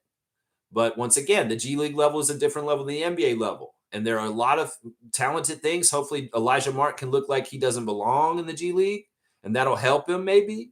So, yeah, take that ball and run with it down there. Be a leading scorer for the Raptors 905, and, you'll look good. But don't forget that defensive aspect I just talked about. To get anywhere with the Raptors, you have to be playing defense correctly. And I'm telling you, the trend with his plus minus is not good in preseason so far. Every single lineup that Elijah's been on pretty much out there, except for maybe a little bit at the end of the game last night, has been a losing team with a bad plus minus. Let's just put it that way. Trevor's saying, watching this team come from behind, being down 21. They were down by 26 at one point, I believe. 26? Is that the most they were down by? They were down by more than that, Trevor. They were down by a lot at one point. Let me go look. They were down by 27, bro. They were down by 27 at a certain point and came back and won. We have a very strong bench. We have a lot of players who know their role and what they're supposed to do. Man, once again, I'm giving the complete credit to this win last night to the pure hungry drive of Jared Rhoden. That this man is wanting to make this team, and he willed us to that victory. Seriously.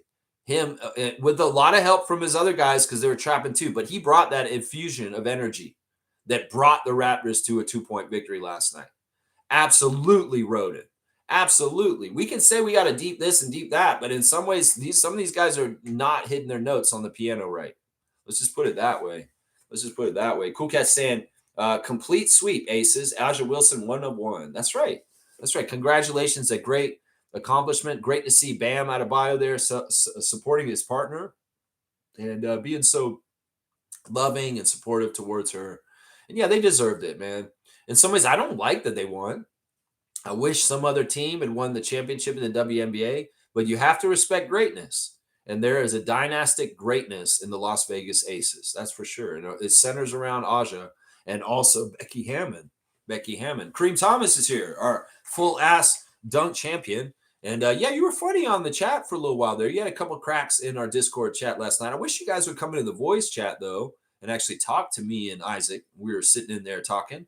And any of you guys who came in there, Wayne, Kareem, Gerald, any of you guys who were hanging around, we're all welcome to come in and talk during the game. And I will be doing that. And even the other aspect I do on the Discord is after the game, I will do watch parties with the interviews. And when I'm doing the box score analysis for my stars of the game, Raptor Freaks can actually help me deliberate on who should be the stars of the game after the game. We did this a bit last year where we have a post-game recap on Discord in the voice chat.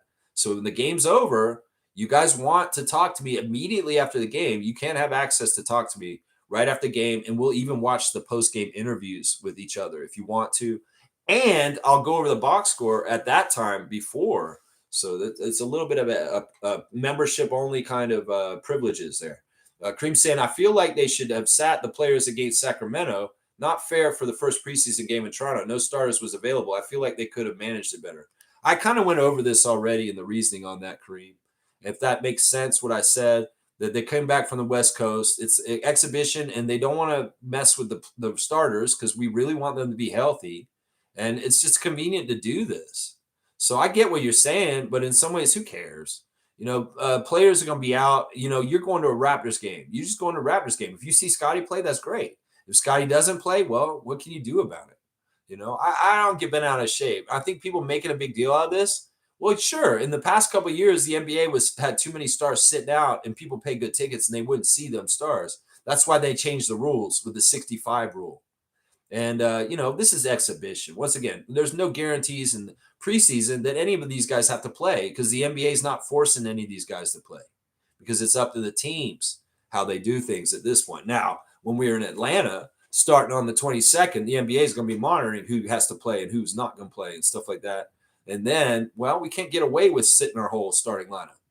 So I'm perfectly fine with what they decided to do last night. And, well, the outcome was fine, too. I like that. Shaq Lindsay saying last roster spot, Chucky. He's already on there. It's not like Chucky's trying to make this team, guys. Chucky's on our team. It's not like he's got to fight for the roster spot. The roster battle right now is 4 guys for 1 spot. And that's A.J. Lawson of Brampton, Jared Rhoden of Seton Hall, Olivier Sarr of Kentucky, and David Roddy, formerly of the Memphis Grizzlies. So those 4 guys right there are fighting for 1 roster spot. And it really is Lawson versus Rhoden. It's not going to be Roddy. It's not going to be Sarr. It's going to be either AJ or Jared. And my stance on this is I'm buying Canadian right now. And that's why I will stand with my guy from Brampton, AJ Lawson, even though Jared Rhoden, wow, Jared Rhoden, wow. I wish we could switch this around because like I said, Jared Rhoden plays the same position as Elijah Martin. He's taller. He's more experienced. He's going to help us more. And that's why in some ways I know he's a second-round pick. In some ways I don't totally like putting a 2-way on him. Like, Bobby, could you do this? Could you take the 2-way off of him, make it earn it, come up through the 905 and give that 2-way to Jared Rhoden? Seriously, I don't know how this can work. In some ways, I got to figure this out, man. Kareem's saying, play every other game. Well, we are doing a more intensive preseason schedule than most of the NBA teams. A lot of these teams are only playing 4 or 5 preseason games. We're playing 6. And also, we're playing every other day kind of stuff. I love it. It's great because it'll get the guys in the rhythm of the season. And I felt at times some of the preseason we've had recently have been kind of wasteful because it's 4 games and they're stretched out and there's 5 days in between every game. You're not getting the rhythm of the NBA and the schedule from that. And having such a young squad on our team, these guys are young and hungry. They can handle this kind of stuff. And welcome to the NBA, Colin Murray Boyles and Chucky Hepburn and Elijah Martin. This is what it is. You travel, you practice, you go to the arena, you play the game, you rest, you go and you repeat. And that's it. And in some ways, I'm getting an every other day schedule this week where we played Monday, Wednesday, Friday is fantastic. And we'll play again tomorrow. So they got to get the beats of how it works and understand it. So this is part of it. In some ways, we're playing 6 preseason games. We need to manage how we're going to play guys. And if Darko doesn't want to play the starters after a West Coast road trip, that's smart. That's smart if you ask me. Because in some ways, you're more tired after a time change and a long plane ride. And in some ways, you don't want to make any chance of having any issues with your starters getting hurt in preseason. So it's smart. It's a smart move by them. Kenny's saying, I'm sad to admit I tapped out 4 minutes to go in the 4th. Imagine my shock 2 hours later when I found out we won. So that's what I'm saying. You can't do that. You cannot do that, Raptors fans. I've learned this lesson so many over the years. I've never learned this lesson actually recently. But there was a time where I was like, man, the Raptors aren't going to win. I turned the game off. And then I find out later they won and I missed something. That's what I'm saying. Watch it to the very end. This is what embodies a Raptor freak. There's different kinds of levels of fans. I've said this in the past. There's casual fans that kind of only watch the Raptors when they win. There's Raptors fans who like their team. They're into it and they really are positive and they like the team. Then there's Raptors fanatics who are kind of wow, I really like the Raptors and all this. But sometimes they're maybe not too nice to the team sometimes. And then there's Raptors freaks. And we're completely positive fans that are there for the team all 48 minutes of the game. And I mean, I don't blame you, Kenny. You probably thought that was the way it's going to go down. And you had something else you want to do as a Friday night, of course, around that time in the evening. People want to be out or maybe going out to the club or going somewhere, stuff like that. I get it. But never do this. That's just a warning. I tell everybody, if you pay the ticket price to go down the arena and sit in the arena, don't leave early. I don't care what the score is. You'd be shocked to see what the Raptors are capable of doing in a very short period of time. And last night was a good testament. And that's the thing. You stay through it. Yeah, sure. The agony and misery of seeing them lose right up until the end may happen more often than not. But when those times happen, like last night, and the people that stuck with the Raptors and watched the whole game through, you're delighted and you get that joy. And then sometimes if you give up on them too soon, you're actually robbing yourself of that joy and seeing actually how it all went down and how they got there. Yeah, it is what it is. It's all good, Kenny. But yeah, I made this rule for myself years ago, and it was probably during the DeMar and Kyle era in the early 2010s. I said, man, these Raptors can win. They'll come back and win all kinds of crazy games. Whether it's that Christmas game against the Dallas Mavericks where the Raptors were down by like 30 and came back and beat them by the end of the game. It was like a Christmas miracle. You know, this shit is something in our DNA, in our culture as a team, in our franchise. We've been doing this shit for a long time. And man, never count them out. Never count them out. Last night was a good example. Cookhead saying, how was Boucher on the Celtics? I was watching the WNBA finals. He was great. He fit in seamlessly. Let's go look at his stat line real quick.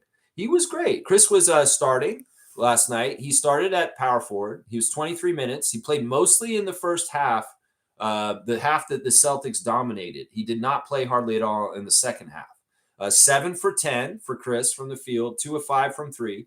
He was 3 of 4 at the free throw line. He had 3 offensive rebounds, 9 rebounds altogether, 2 assists, 1 steal, 1 block, 2 turnovers, a plus 22, which I think is the highest plus out of all players in the game on both sides. He had the highest plus, and he had 19 points in 23 minutes. So yeah, very solid, normal Chris Boucher game. In some ways, it's interesting to look at him at this point, starting for the Celtics, because, you know, he hadn't started for the Raptors in years, maybe since Tampa, right? He doesn't get to start for the Raptors very often. Often, even if they have other people out, he's not the first one getting called. It's been Abaji or Walter or Shed or Mobo or, you know, whoever else. And Chris has been passed over. Now, I hadn't seen him get starter minutes and do kind of starter stuff in a while. And it's different than what he was when he was starting for us in Tampa. Because in some ways, he's way more efficient at this point, a few years later. And he's also he's just such a good vet. And it's crazy because I can see him being the vet on that team over there, because he is the oldest player on the Celtics. He's 32. And along with Jaylen Brown and other people on that team, he's going to be like the leader. He's like the Garrett Temple for them this year, guys. Chris is Garrett Temple for the Celtics. The other guy I got to talk about is his Oregon Duck buddy, Pritchard. Really annoying, man. This guy is one of the guys in the league I hate. Absolutely hate Peyton. He's so annoying. Like I see guys like him when I used to play pickup ball when I was younger. There's this guy that's always that archetype that's on the court, a little short white guy that can bomb threes. He's feisty and he's annoying. He's really quick and he's super ultra competitive. You know the type of player I'm talking about. If you played any kind of unorganized blacktop 5-on-5 pickup ball, you know this guy. There's always one of these guys around rec gyms and stuff like that. And that's who this dude is in the NBA. And you got to give him credit because he's that dude in the NBA doing it at that level. It's not that dude at the YMCA doing it at that level. But, you know, all the credit to Peyton. 26 minutes. It was an Oregon Ducks 2-punch. 7 of 17, 3 of 8 from 3. 4 rebounds, 3 assists, 1 steal, 3 turnovers, a plus 8 with 19 points in 26 minutes. Yeah. Oregon Ducks show first half for sure. For sure. Other guys I want to talk about from the other side. Shearman. That Baylor Shearman guy is a dirty player. He fouled out in the game. He had a lot of really weird offensive fouls where he's hitting people out, grabbing arms. He pulled Jacoby down in the air and they went and reviewed it. They did not call it a flagrant after they looked at it, but it was totally cheap. Like, it's a totally cheap shot. Sure, he didn't really pull him down, but he didn't have to grab his arm so that he fell flat on his face almost. It's totally cheap. In fact, I was calling him to Isaac when I was talking about the game during it, the modern day Bill Laimbeer. That motherfucker, Baylor Shearman, is like a Bill Laimbeer type of player. He's a dirty, cheap shot artist, not a very talented, athletic white guy who's just grabbing people's arms and pulling them down and taking cheap shots with elbows and shit like that. So, yeah, fuck you, Baylor. Baylor, is that his name? Baylor? Yeah, Baylor, like a fucking college. And fuck you. You deserve to foul out. You're a cheap shot artist, and you're the modern-day Bill Laimbeer. That's what I'm calling him right now. And the Celtics fan, if you heard me just say that, you go ahead and love that. Because everybody loves to have a Bill Laimbeer player kind of on their team. but everybody hates him when he's against him, and I hate this guy. I absolutely hate this guy. I see him as a piece of shit, and he's going to be dangerous, and he might hurt somebody with his shenanigans, is what I'm saying. So, Shearman, two-finger salute to you. We got to see former Raptor Ron Harper Jr.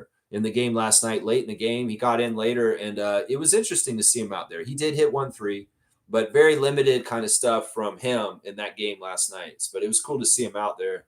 Yeah, very interesting group that the Celtics have this year. Hugo Gonzalez, the rookie out there, and different people. Not Josh Minott was impressive at times also.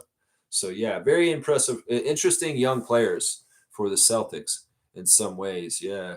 Let's see. C4C's here. Woo, woo. Good to see C4C. Welcome back, Raptor Freak C4C. Neil saying Darko has to protect the starters for the regular season. Exactly. Darko made the right decision not playing the starters, develop the bench, and safeguard against injuries. This is really smart. I mean, we've gotten a good look at Brandon already this preseason. You know, it's really smart. It was a smart decision. It really is the West Coast trip. That's what it is. Kareem saying he could have developed the bench players during the Sacramento game. Yeah, but no, because in some ways, all right, you know, the first game was against the Nuggets, which is probably the best team we're playing in the preseason. And we wanted to put our best foot forward. Once again, we're real thirsty to get the starters out there. Now, Scott got hurt. Jakob has not been available. And we played most of the starters against Sacramento. I get what the logic is in this, but I don't agree with it. I think that Kareem and Doug are wrong, that Darko was right in what he did. And I have no problem with this. We're going to play the Celtics again in Boston next week. And in some ways, we might actually see the starters against the starters in that one in Boston. Could very well be White and Brown are showing up for Celtics, and we got Ingram and RJ and all them out there. If you're worried about the fans, who cares, man? In some ways, those fans are going to come back for the regular season to see the starters, hopefully. If they don't, if you're somebody who just came to Toronto for one game at this time and you're only going to see this game for the rest of your life, I'm sorry for you. But how many people is that really going to be from last night? Seriously. Most people aren't trying to come see their first Raptors game in preseason. At least I don't think so. I don't know. MK's here. Good to see Meredith in the chat, our two-time WNBA fantasy champion. Hey, Lex. Good morning, Raptor Freak family. Good to see you, Meredith. I hope you're having a great Saturday morning and that life is just good for you, sir. That's right. Kaz is saying, I'm excited for Shamshay to have a solid point guard in the 905. Chucky's going to set him up real nice. Gray's trying to grow a mustache. Yeah, I like that. Yeah. I'm gonna have to see the synergy between Hepburn and Shamshay. I hope it's very good and natural. We'll just have to see what it's like, and I'm excited for that for sure. I think Chucky's gonna be very interesting on 905. Very, very interesting. I hope he's very steady for Andrew, because in some ways our point guard play on 905 last year was not steady. We were relying on what's his name? Kennedy Chandler too much. Evan Gilliard was fine, and he came on stronger as the season went on. He got better, but in the beginning, our point guard play wasn't the best down there, and Shed was not there. That was part of it. I was like, man, 905's point guards are going to be so good this year because Jamal Shed is such a good point guard, but he was too good. He stayed up on the NBA level more than he was on 905 last year, and we didn't get any of the benefits of Jamal Shed on the 905 in his rookie season, really. He barely came down there for a hot cup of coffee. That's it. Yeah, Grady trying to grow a mustache, but none of us would know because it's light hair colored, and it's like just yeah. And he's talking about Darko's making fun of him. Hilarious. Cream saying if Grady grows a mustache plus with his last name, he will definitely remind me of 80s porn star Dirk Diggler. Okay. Isaac saying, I heard that Adam Silver was asked to intervene with James Dolan. Either way, this ruling was way past pasta due. No, I mean, I think my reenactment earlier, that was not a real thing. That was a reenactment of an improvised interpretation of the exchange between James Dolan and Adam Silver. It may be not far off. Seriously, guys. It may not be far that off from the interaction with Adam Silver and James Dolan earlier this week, because James Dolan was holding out this whole entire time. That's why it went all the way to October, and Adam Silver put the kibosh on it finally. Yeah, it's hilarious, man. It's hilarious when billionaires' egos get checked. Seriously, I love that shit. So much, man. Let's see. Neil's saying this. You can keep Roden, but he will be far down in the roster that might not work for him. He's basically auditioned for another team. That's partly true, but I'm gonna tell you right now, he likes the Raptors, man. Seriously, he likes the Raptors. He's got a you got to understand, Roden has played for a lot of different NBA teams already in his career. In fact, let me go look at Jared Roden's NBA career real quick on Basketball Reference, because honestly, he has been on at least 5 different teams from what I know. All right, so he's been on Detroit, he's been on Charlotte, and he's been on us. Okay, so 3 teams.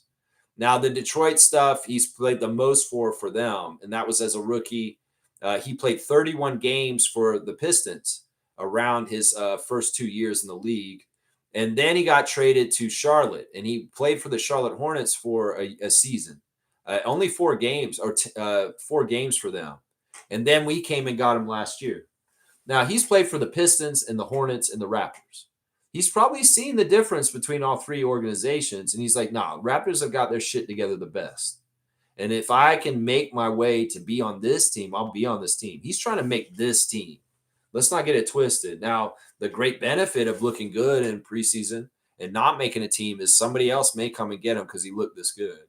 So that's the tough thing. He's making a tough decision for Bobby, because it's like, yeah, you better get him. If you don't, well, we might be playing against him this year, and we may not want that happening.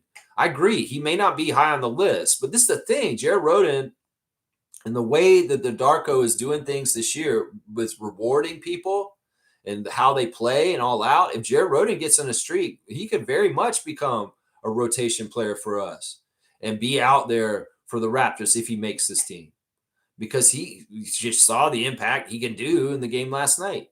And that's something right there. That's right. He said the thing you were saying about Martin, many were saying about Chucky during Summer League. We need to see them both 1 year on this team and the 905. Yeah, I guess you're right. I don't know. I wasn't really saying that about Chucky at all. It's like I didn't know who these guys are at all until they showed up. I didn't watch college basketball. I did not see the Final Four run for Elijah Martin in the Florida Gators. I did not see anything that Chucky Hepburn did as the ACC Defensive Player of the Year. They are new to me as a summer league. I may have done some scouts on them and looked at them after we drafted them, but until I actually see them in the stuff, that's when I discover them. And I have an open mind, and I learn, like, okay, what do they like to do? What are their natural proclivities? What is the natural thing that seems that they can do so easily, that is just something that is a part of their game, very strong? And I've seen very good hands for stealing with Chucky. I've seen a nice solid 3-point shot when they're open for both of them. I've seen a pretty good running the team and keeping the tempo and things under wraps and chaos with Chucky also as a point guard. With Elijah Martin, the other stuff I've seen is highlight dunks and a little bit of a attack to the basket kind of with strength kind of thing. But otherwise, that's not that's those kind of things in some ways can get taken away in the NBA on the bigger level with bigger, stronger players. I think that Elijah Martin's a great college player, but I don't know if he's a good NBA player. And that's just how it goes, man. There's just levels to this, is what I'm seeing. Chucky has useful tools that he can play in the NBA. I already can see it. I can already see it. I agree, Neil. Obviously Elijah's going to get time to prove himself and show what he can do to make the NBA, but he has a harder road than Hepburn in some ways. It's very interesting. He has a harder road. Shaq Lindsay saying we need to be careful. Teams are watching what we do with Chucky. Houston needs a point guard. Yeah, we're not going to do anything. Chucky's on the team. He's guaranteed. He's guaranteed. Like I said, the only thing that we're trying to figure out is the last spot, and it's between the 4 guys I named. Chucky's in. Elijah's in also. He's guaranteed also. And that's why, they're both going to get at least this year, if not maybe next year too. So Neil's saying this, Darko's getting enough video to see who to pair these bench players with. Yeah, that's part of it. We want to see the different groups and who's working as a synergy. There was a point in the first half where the way that they were playing defense was so overpowering. It was when Colin was still in the game. There was like a barrier with like Colin, Chucky Hepburn, Jonathan Mobo, Oshai, that was nasty. Like it was a certain little contingency of a unit that was really defensively powerful, and they were really annoying the Celtics and making them have a hard time. I like that kind of stuff. That's the kind of synergy in groups that we want to see, is when these guys all attack as an ensemble and really make it hard for our opponent to do anything with the ball, whether it's advancing the ball at the court or setting up their half court offense. When you got guys trapping like Colin, Jonathan, Elijah, Chucky, Oshai, they can be very nasty and effective. And I saw some little glimpses of a really nice synergy with some of the names I just mentioned in the game together. Colin Murray Boyles, I wish we had seen him way more last night. It's a real shame that they took him out, but they probably took him out for precaution. And probably wasn't even that bad of anything. But is an elbow injury. They want to make sure. And he got sat. Danielle Michaud, you were sleeping on your job. In fact, I hate this trade for Savannah Hamilton for Danielle Michaud. It's fucking bullshit, man. I hate this shit. It has Ed Rogers anti-DEI bullshit all over it. And she's not better than Savannah. She flubs her lines just as much as Savannah does. And where the fuck were you to report on why Colin Murray Boyles hadn't come back in the game, Danielle? Like, you should have noticed that. Like, I pay attention. I knew when Colin missed his next rotational shift. You should have been on it immediately then. You didn't wait to tell us about what happened to Colin until after halftime. Michaud, know your assignment and do it. If you see something like this, you need to read this shit. But maybe you're not paying attention on the same level as the Raptor Freak. Because I noticed immediately when Colin missed his second shift, I was like, why isn't Colin coming in next? He's gotten a break. He should be coming in. You should have been investigating this in the second quarter instead of coming around and telling us after halftime why Colin Murray Boyles is not in the game. That's your fucking job, Danielle. You're a sideline reporter. You're supposed to keep the Raptors fans updated on injuries. And there was an injury that went under your nose for a whole fucking quarter in the second quarter. So, yeah. And some ways, I hate this. Savannah Hamilton, I love you. She's amazing. Danielle Michaud, you're weird vibes. In some ways, I feel like you need to be covering hockey. I also feel like maybe Rogers put you in that spot because in some ways, you're controlled better by corporate forces on your filter for what you might say than Savannah Hamilton. I don't know. Whatever the reasoning was in that personnel change for Sportsnet this year, I hate it. I hate it. Savannah Hamilton was doing a fantastic job, and I missed her last night in the broadcast. And in some ways, it was kind of bullshit. And you know what? And Michaud's probably not that happy about this either, honestly, because she went from in-studio host to sideline reporter. That's a demotion, guys. That's a demotion. And either way, it's not the right fit. Rogers, I don't know why you did this. Savannah should still be in there. But you know what? If Savannah's not going to be in there, I hope that she has a very prominent media role with the Toronto Tempo this year. And that does seem like that's likely. It does seem like she's pivoting a lot onto WNBA attention. I mean, why would you want a French-Canadian last name instead of a woman who played for TMU who's fucking knows basketball because she played the game herself? I don't know if Danielle Michaud ever fucking picked up a basketball, played any level of competitive basketball. She may have been in the driveway with her friends and family, but I don't think she ever fucking played any level of basketball like Savannah Hamilton did. So I don't know. I got to take that stand and do a rant on this personnel change for Rogers Sportsnet. We already ranked TSN over you guys. And one of the best things about your broadcast in the last couple of years has been Savannah. Seriously. So whatever the fucking reasoning for this was, it was stupid. And in some ways, y'all downgraded your broadcast with switching Hamilton out and switching to Michaud. And at TSN, the gap just gets wider with their broadcast being way better than y'all's, is what I say about that right there. Yeah. It's too bad, man. I feel, in some ways, that might have been sad for Savannah last night to see her spot taken over by somebody else in this kind of way. But fuck, we live in this anti-DEI world, I guess. And maybe Ed Rogers is taking a little bit of playbook from the fucking White House right now.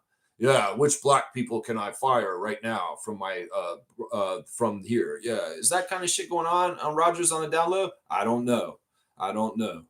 In some ways. All right, let's keep going. Let's see. No. Where did I read this? I've seen enough from Chucky to know he's an NBA player to control the pace, make shots, and make key defensive plays. He's going to be good. Yep. I agree with Shaq Lindsay on that one. Point guard is a position in the NBA that is not easy to learn, and he's already showing signs of potential. Yeah, he's very fundamentally sound. He protects the ball well, and he's making smart decisions. The other thing is I call him a point guard because he's actually initiating assists, and he is finding people. You can be a point guard by position, but you don't play point guard. You're more like either a shooting guard masquerading as a point guard, or you're a combo guard who goes heavy into scoring for himself. No, he's a straight point guard. And not only that, he's a defensive chops point guard. And in some ways, he is similar to Jamal Shed for that. He is very much. Yeah, let's see. Fiercely saying, thanks for explaining, Lex. I couldn't grasp why Roden and Roddy were benched. They're just at the end of the bench. They're just, it's just that, like, in some ways, this is probably Darko doing this on purpose. What do you do with a really hungry dog? You make it even hungrier. Jared Roden's chomping at the bit on the end of the chain, and he wants to be unleashed. You really get him worked up. It's like, man, he's got to be thinking all the feelings, but in some ways he knows this is my time. I have to go. There's no tomorrow. And in some ways, Darko's gaming that strategy to infuse a crazy ass defender right at the end of the game to make us win. That may be part of the strategy of what Darko does. It's like, look, I got this guy who's so hungry, but I want to work him up. I want to make him really, really want to get out there. Yeah, don't play 2 preseason games. I know you want to play, Jared. I know you want to play. Oh, you want to play this game? Oh, you didn't even get in by the third quarter. Oh, there's 4 minutes to go. All right, Jared, you're unleashed. Boom, go do it. And then you get that effect. That's right. Play it again. Sue is here, guys. Great to see another original Raptor Freak. I've got 2 of my top 5 original Raptor Freaks from the beginning. Kene and Sue are here. Sue is number 1, honestly. I think Sue is the first person who ever followed this channel. When I very first made it, I had 3 followers, guys. I'm not lying. I started this stream, and I have not manufactured any of my follows in any kind of weird YouTube ways. I started with 3 followers, and as of now, I'm at like 1,990 or something like that. And that's amazing. I appreciate you so much, Sue. Of course, Sue made her own YouTube channel, guys. She does music reactions on Play It Again, Sue. Y'all, please follow a great Raptor freak, a diehard Raptors fan, goes to a lot of games, Sue, and her music reaction channel, guys. It's awesome. Good morning, Raptor Freak family. Great comeback. What always a good time when we beat Boston. The young dudes are energized. Yeah, I love it. I love it. I'm glad you got to enjoy the game last night, too. Yeah, I'm really happy they came back and won that game. I thought they would. I'm serious. I was thinking this in my head. I was like, man, if he plays Roden, we're going to win. I said that, seriously. Don't think I'm fucking just making this bullshit up. There are receipts in some of our chats on Facebook and Discord where I was like, man, if they put Roden in, we're going to win. I knew I was actually saying Roden and Lawson as a combo. Like the 2 of them together, they're just a tag team of chaos for the other team and just causing shit disturbing. And Lawson and Roden, I knew. And to a degree, I was like kind of thinking, well, maybe Roddy could be involved in this. And yes, he was. Yes, he was. I give a lot of credit to David Roddy for last night also. That's right. Shaq Lindsay saying, love Jacoby, but he definitely needs time on the 905. Don't rush his development. It's interesting because he barely played on the 905 last year like Jamal Shed. Now, what would Walter do to react to Darko sending him to 905 for a longer stint this season than he did in his rookie year? Is that a failure? No. Everything in the NBA is a journey. And in some ways, you may need to go to different levels to do different things to get to the next place. Just ask Chris Boucher. And in some ways, if Jacoby goes down to 905 more this year and just kicks a lot of major ass, that may be good for him in the long term. I don't know. This could happen. What you're saying is absolutely could happen, Shaq Lindsay.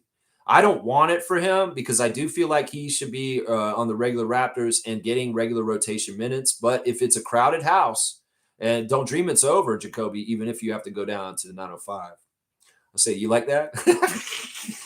All my old heads are like, wow, you just did that. Don't dream it's over. Hey now, the world closes in. They come in the world between us.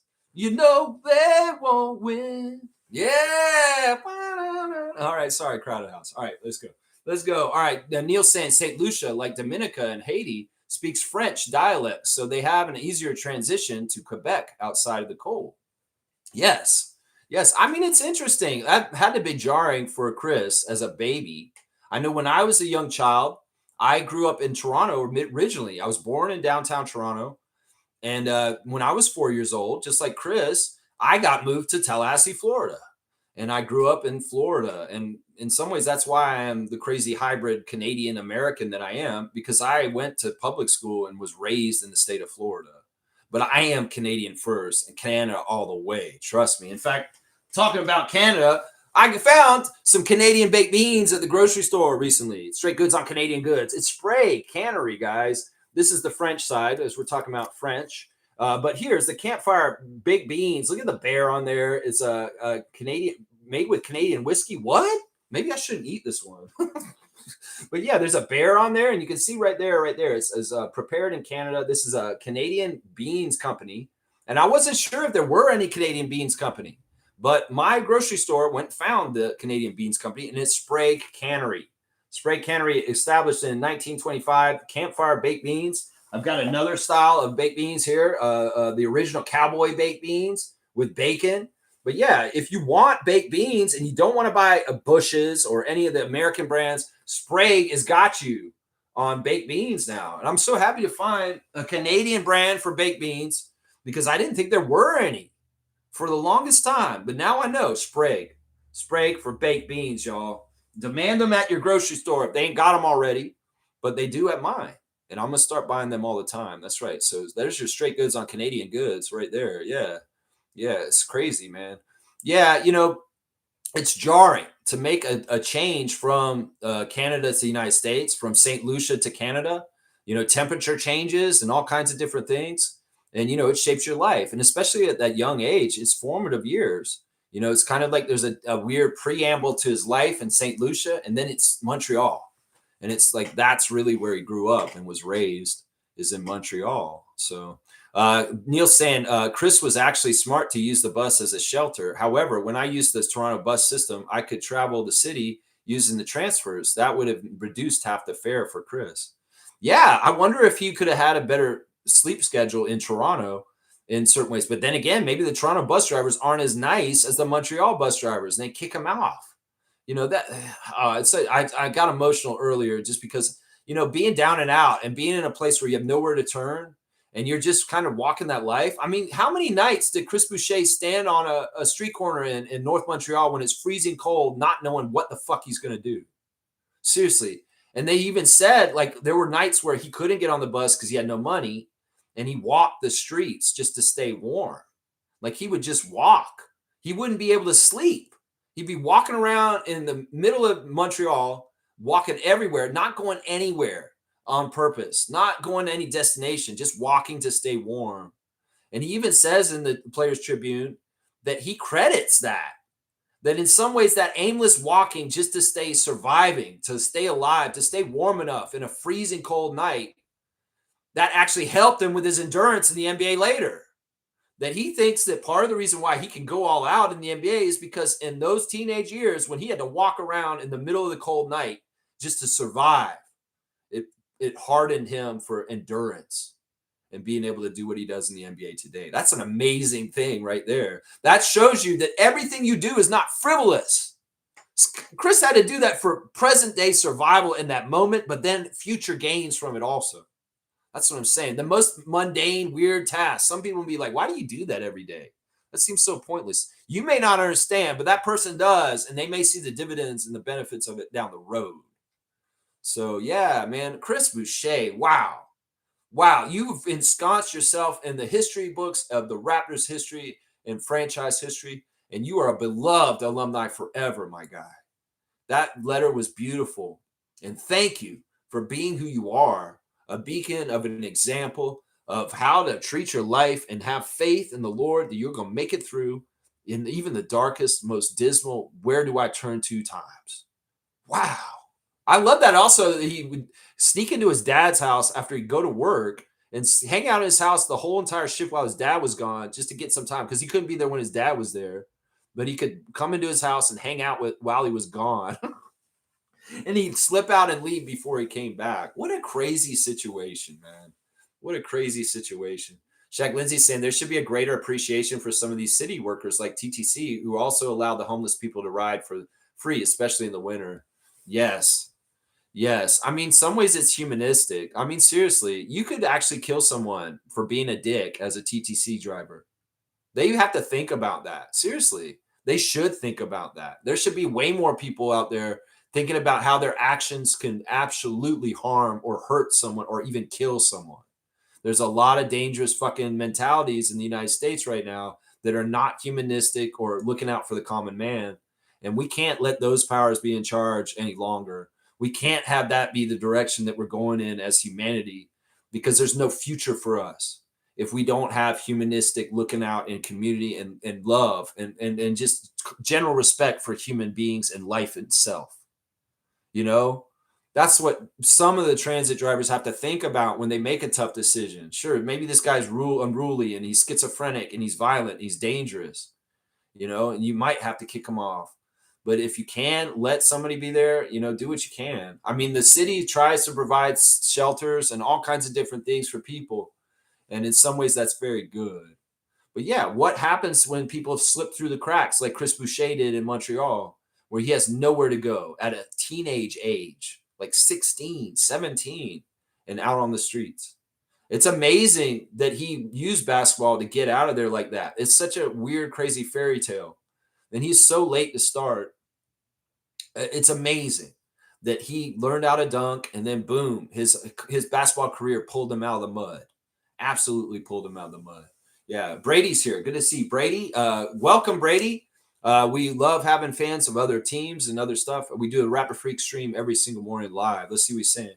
As a Knicks fan, I hate to admit that the Raptors will always be my least favorite team in the NBA. That was childish stuff that their organization did. Oh, you're saying that we did. The Raptors tried to bully the Knicks, but no one bullies New Yorkers. Okay, I mean, this is a weird take, bro. All right, let me dissect this. All right. What did we do? We didn't do anything wrong. Personnel changes from teams to teams all the time. And maybe Azatan was an idiot. Maybe he did take some materials that he shouldn't have taken. But it's not like the materials that he took were going to benefit us very much. They were all the playbooks from the year before. None of it was new. And if you're any good as an organization, you change all your shit every single year. You change your play calls. You change all of your code words. You change everything. So that even if that information that Azatam ignorantly brought to us as an idiot, honestly, I don't like Azatam. I wish they'd fired him, but they haven't. He still works for us. He still works for us. It was stupid. It's a frivolous lawsuit. I'm amazed that you're standing up for Dolan and you think that we did something wrong. We did not. There's many, many employees in the NBA that switch teams all the time. And this is unprecedented, this allegation that James Dolan made up out of his ass. Unprecedented and so stupid. And just honestly, it's a loser move. It's like, oh, I hate the Raptors. Masai fleeced me. He made me look like an idiot in the Bargnani trade. And I want to get them back somehow, some way. So I'm going to make up a lawsuit. Well, Adam Silver ain't having that. And as I said, he got that garbage out of there yesterday. Common L for New York this week. L for the Yankees and L for James Dolan. And I can't believe there's actually a Knicks fan here that kisses James Dolan's ass. Y'all are supposed to hate him because he's holding y'all back.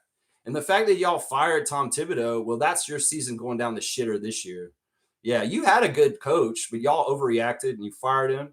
And your team on the download does not have good chemistry. And it's going to show this season. Watch. It's going to show this season. You're going to have a worse year than this year in New York. You're going to find out. You're going to find out. And listen, seriously, you're going to say the Raptors will always be your least favorite team. Good. Feel the hate. Feel the hate. Feel the hate for the Raptors. That's fine. I don't give a shit. Feel the hate for the Raptors. That's fine. That was childish stuff. Yeah, James Dolan, very childish. And Adam Silver had to go put little baby James Dolan in timeout and say, no, get out of here, you dumbass, with your bullshit, you sexual harassing motherfucker who raped a massage therapist on tour with the Eagles but paid to have it go away. So, yeah, Knicks fan, I hope you're hearing everything I'm saying right now. The Yankees lose! The Yankees lose! That's right. That's right. Is it Milbester? No, it's not Milbester. This guy has no class. Milbester has class. That's right. We didn't bully anybody. In fact, I would say this is James Dolan weaponizing a lawsuit against the Raptors. That's more bullying than fucking us doing anything to y'all. But justice prevailed. Thank you, Adam Silver. And that's all I would say. Brady, you're on notice. Good to see you, though. Blackhawk saying, hang on, let's see. Blackhawk was saying, where is it? It jumped ahead. Okay, Brady is going to be active. So we'll make sure, we'll see how many strikes he gets, and then he'll be gone. Then he'll be gone from the stream. All right, yeah, he's in here a lot, so he may not be here for very long. I know that the admins didn't do anything with this because they wanted to see me react to it. All right, Blackhawk saying I was walking on Queen Street in Brampton, and the bus driver stopped and picked me up. I said how much, and he quoted the senior citizen rate. I laughed and said I'm 50. He still charged me senior rate. What are you complaining about, Neil? Listen. I mean, those are good perks, man. Those are good perks. Seriously. What was it we did the other day? And I was like, yeah, we got the senior rate. Oh, we went to Mandarin. Yeah, we went to Mandarin. My parents and Adrienne and I went to Mandarin for my dad's birthday. His birthday's actually this week coming up, but we celebrated, and he got the senior rate, and I'm like, this is a good thing. All right, Neil wants to talk about this in person. All right, so why are you upset about getting the senior rate at the bus? Yankees lose. Yankees lose. The Knicks lose the lawsuit. Oh man, screw the Yankees. You hear that, Brady? Screw that. I don't know, man. I want to read more of his comments. I'll get to them. Don't block him. Don't block him. Okay. He was so fun to beat up. Okay, you guys kicked his ass in the comments already.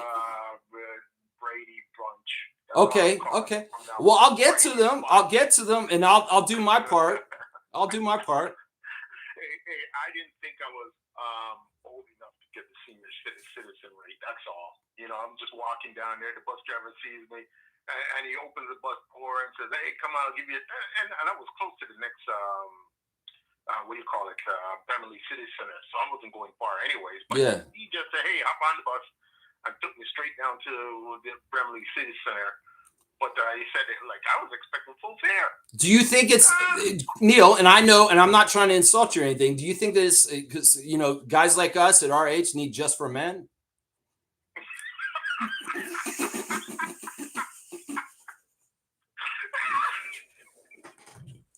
I love it.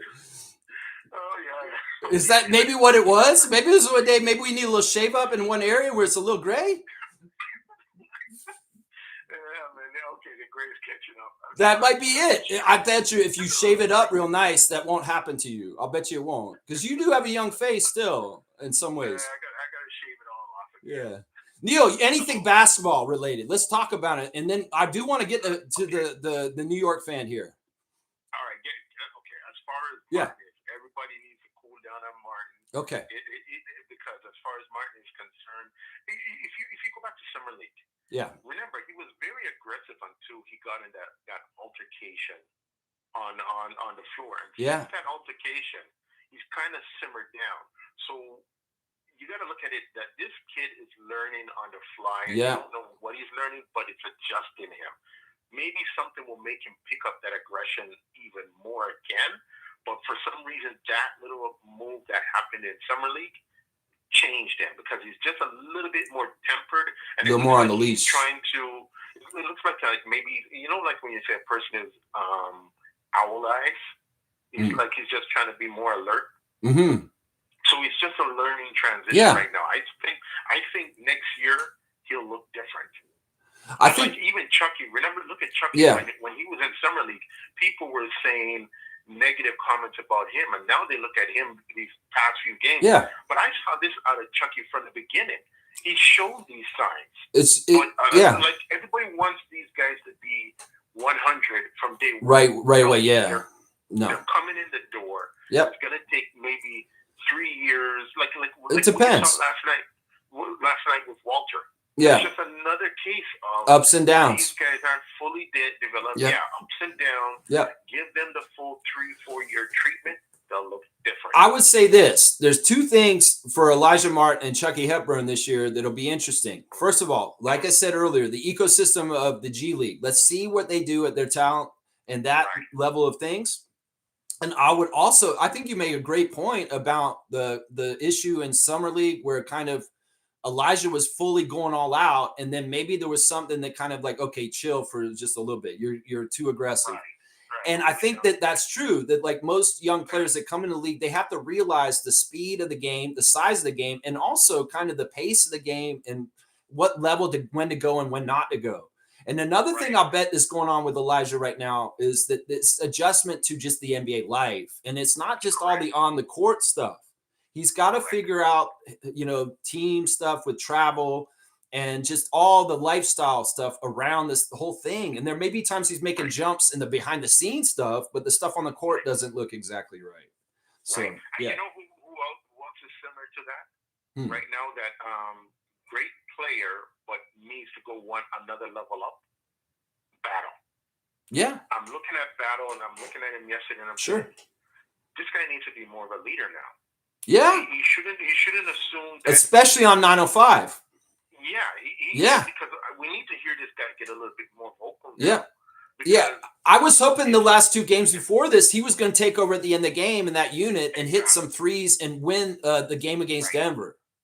Yeah. But I just want to see that transition in his demeanor. I want to give him so much credit for building his body up and getting dedicated to being better as a defender and a rebound, because he absolutely did that last year. And in some ways, the gains he made in that area last year, Jamison Battle, were really impressive, honestly. That's why I'm calling this out, because he should be more confident. Yeah. I think in some ways he's a nice guy, and maybe he's not as aggressive, like to be like alpha. I want to be the scorer and stuff. Like he's kind of like letting the game come to him. But I agree with you that if he had a little bit of an aggressive streak where it's like, I'm taking mine and I'm going to get this, especially in games for G League 905, it'll be really impressive. That's what I want to see. I can see that from any of those guys that go down there. That don't want to be down there. They need to do that shit, because that's what Siakam did when he was down there. That's what Chris did to be a first ever MVP and Defensive Player of the Year of the G League. That's what you got to do. You got to distinguish yourself down there and show everybody you're not supposed to be down there. And Jamison could do better at that for sure. Right. And just let me be clear to everybody listening. We're not saying Jamison is doing anything bad. It's just that he can go another level up. Yeah. Take it up a notch. Yeah. Right? It's okay to play it safe, but it's even better to go for it. Yeah, especially as you progress in your career. All right, Neil, I want to make this quick and short because it seems like we're over 2 hours, and I've got a lot to get to still, as far as with the chat, obviously. The Yankees lose. The Celtics lose. All right, Neil, all the best to you. Have a great weekend. Happy Thanksgiving to Blackhawk. Thank you for calling today, man. All right, let me see what's going on here. All right, Brady, what is his name? Brady? Toronto has been and always will be New York's baby brother. Aw, that's cute. I mean, brothers are supposed to love each other. First ever NBA game, New York versus Toronto Huskies in Toronto at Maple Leaf Gardens. We are a part of the history of the nucleus of the origin of the NBA. I'm going to try and read your comments as being nice. I mean, they have said we're like the clean New York up here, the clean and safe New York. That's right. G saying, Brady, laughed my ass off. Dolan tried his hardest to be the bully, and he got put in his place. The Yankees and Dolan lose. There you go. Raptor Freak Trivia Champion G coming in, getting that. Shaq Lindsay saying, I'm sorry, but you lost me on the New York Knicks comment. We're not used to this. Because, listen, we don't mind fans from other teams coming here. We hang out with Celtics fans. We hang out with Sixers fans. We have a resident Knicks fan that's here normally, but he ain't shown his face since the Yankees and the Blue Jays stuff. But, yeah, we have a nice Knicks fan named Mil Bester that we like to enjoy talking to. But if you're going to come aggressive at us, you won't last long here. Because this channel is a clubhouse. This channel is not for everyone. And I'm not trying to get every subscription in the world. I appreciate you subscribing, Brady, because you have to be able to chat to me. But you will be probably getting kicked out today and not coming back, just so you know. Just so you know. MK saying, let me know, G. Let me know. That's right. Lex, can you rate my team? Yes, let's do that. The segment on the show right now is Rate My Fantasy Team for our Raptor Freak Fantasy League. And Meredith MK, our two-time WNBA fantasy champion, has requested his team to be ranked today. This is MK's magnificent team. Of course, Meredith has a good history in fantasy in the NBA and WNBA with us, and that's great. He's got the point guard for the Celtics, who did not play last night, Derek White. That's a solid player.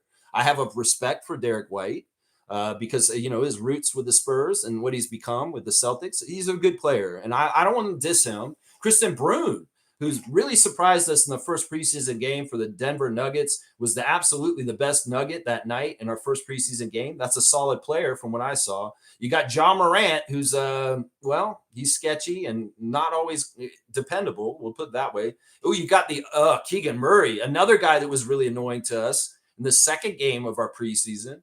Keegan Murray is in some ways a dirty player. I will say that. Paulo Banchero, okay, that's a solid fantasy player. Julius Randle, I like that one. That's a good pick. Domantas, you got Domantas Sabonis. That's fantastic. I see you got Quentin Post off the waiver wire after the draft, MK. That's a fantastic pickup because this is a three-point shooting center who gets block shots too. So, yeah, Quentin Post is a quality player. Of course, MK's known for this in his fantasy teams, finding waiver wire dandies and really good unearthed guys. Jared Vanderbilt, okay. You know, the Lakers are going to have somebody play down low. Kyle Kuzma, I can't respect that at all. I'm sorry. I cannot respect that you have Kyle Kuzma on your team. You got Peyton Pritchard also, another guy. So you have like the three guys that have killed the Raptors in the first three preseason games: Keegan Murray, Peyton Pritchard, and Christian Brune. Interesting. Okay, you got a couple of Warriors here and Pods and Moses Moody. Okay, Jovic, another young player. You even got Garza. So you have quite a few of the Celtics we saw last night. And Bilal Coulibaly and Jared McCain. Yes, some really good, nice young talent on this team. Some steady vets and Pritchard and Randall and Derek White. So, yeah, I think this is a solid team. I think this is a very standard Meredith team. He gets really good quality at all of his draft picks, and he has underrated solid contributors, not really flashy. I mean, John Morant may be the only step out of that kind of thinking. The more solid, dependable guys that aren't sung heroes that you hear all about, but these are guys that are going to be solid fantasy-wise. So MK's got a good team. It's not my favorite team, though, that I've looked at so far. Still my favorite team is Fiercey's team that I've rated this week, but not a bad team at all. It's up near – I think it's better than some of the other teams I've looked at so far this year, for sure, this week. Yeah, but yeah, not bad, man, not bad. All right, Brady's saying this. Let's see what Brady's saying next. Toronto isn't a real basketball place. They are better known for first-round hockey exits. See, now he's dissing the Leafs like he thinks that'll hurt us. We don't care about the Leafs here. The 4-1 championship shouldn't count for the Raptors. Okay, the asterisks. All right, you're getting – you know what? I don't even want to read anything else he has to say. As soon as he disrespects our championship, which they haven't won a championship since I was born, and I'm 50 years old. So check yourself, Knicks fan. Seriously, what the fuck have you done to throw any weight around on championships? Seriously. And we earned our championship, seriously, because we went against the whole entire NBA in the system, and the Raptors were never supposed to win a championship. That's what everybody's been telling us forever. So we went against the odds. And you know what a privilege is, motherfucker? Well, the New York Knicks have privilege in this league because they live in the city where the head office of the NBA is. They live in a place where everybody wants to kiss their city's ass and give them a red carpet to be successful. You don't think Adam Silver would love the Knicks to win championship after championship after championship? Oh, he'd love that because that means good money, right? Because you're a big market. But y'all have failed consistently for decades at doing anything jack shit. So don't come and fucking talk to us about championships because, motherfucker, we went against the odds. In fact, the Raptors championship was one of the hardest fought championships in the history of the NBA ever because the Canadian team was never intended to ever win a championship in this NBA in the way it is. The New York Knicks have privilege. We're the kids from the wrong side of the tracks, the other side of the border that has everything in their way to stop them from trying to come get it. And we still came and got it before y'all's asses. In 30 years, and y'all ain't won in 50. So don't fucking come in here. I'll slap that shit out of there because I think I rejected you so well. I'll give you one more try. But you have 2 strikes, motherfucker. And 3 strikes, you're out on this channel. That's what I say right there. Who let Brady in? Well, you can subscribe. Anybody can come in here. And, well, did they stay? Did they survive? No, they don't. And they get the fuck out. That's right. Shaq Lindsay, I'm a huge fan of Lex, but the Raptors organization is trash. You're a fan of me? Well, that's awesome. Do I know you, Brady? Do I know you other than like from do I know you from my past? That's what I want to know. Maybe I might need to see who this Brady guy is. He said, can I call you to discuss how weak the Raptors are? I won't give you my number because I don't know who you are. Only trusted Raptor freaks and people that have been with me for years have the number here. I would let you do that if I knew who you were. Now, if you could reveal to me who you are in real life, and if I do know you, I might do that. Seriously. but I have a feeling you're not going to last long enough on here. Either way, man, seriously, if I do know you outside of everything and from my past, because I have a past in the States, and there are people that know me down there. I mean, see how it is. You want to talk about how weak we are? Man, okay. We're going to have to wake you up this year, obviously. G saying, oh, Brady's here for the salt of your fries. G, you get a dunk. You get a dunk. This man's being helpful. He's brought the condiments for this man for his fries. He's salty. He's salty. This is a little salty. I mean, with the effect of what's happened this week with New York and Toronto this week, why are you here right now, Brady? Seriously, why are you here? It doesn't look good. It doesn't look good. 66 on the dunk chart for G. On the dunk chart for that one. Shaq Lindsay saying, why are you here? Exactly. Brady saying, I hate the Blue Jays too. They are classless. No, you know what's classless? Throwing shit at your own team. Like, seriously, what are you doing? I don't even care that y'all did ugly shit to Canada.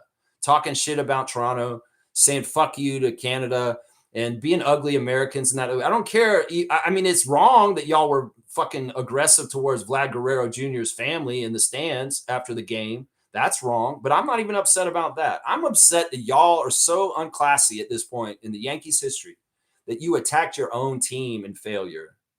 Y'all are not good fans. Y'all are pieces of shit. And honestly, that's not very nice. The respect for the Yankee nation and the history of the Yankees, the fans don't have it for throwing shit at their own players and manager. That's fucked up. Seriously, you gonna call me classless? No. You want to know what class is? Giving a standing ovation to the Raptors after LeBron James kicked you out of the playoffs in 2018 and standing and clapping. And what did LeBron say to the announcer? Listen to them. They just lost, and these fans are here cheering for their team and giving them the kudos for a hard-fought year. That's class. Classless is throwing shit at your Yankees as they're exiting the field in failure. That's not classy at all, Yankees fan. That's childish. That's immature, and that's like a little baby throwing shit in a crib is what that fucking shit is. So don't even come in here and talk about class. A frivolous lawsuit, throwing shit at your own team? No, there's no class in New York this week. I'm on y'all's side as far as in the whole national scene with whatever's going on politically. A blue city I will protect. And I love the state of New York for being a blue state.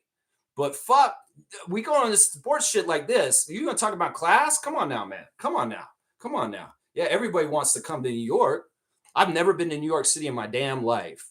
And I don't have any plans to ever come there. So I'm an exception to the rule, I guess. Right there. That's right. You're talking about athletes. Who cares? They come to New York and they get bombarded by the fans toxically, and the media treats them like shit, and they don't get any success in New York because it's a over hyperized microscope of media and fans being toxic. Yeah. The same reasons why the Leafs get eliminated in the first round is the same reason why New York teams don't win, because they have over-analyzing crazy ass fans that fucking act out their ass. I don't like Leafs Nation. I'm not with them. So if you want to diss the Maple Leafs, you go right ahead. You go right ahead. It ain't gonna nothing to me, man. Shaq Lindsay saying, with all due respect, we're here to uplift, not to disrespect the team or the city, Brady. I mean, I'll do a certain level of certain things, but we are trying to be a positive Raptors fan space. But if a toxic Knicks fan wants to come in here, well, we can deal with the trash. We'll take it out.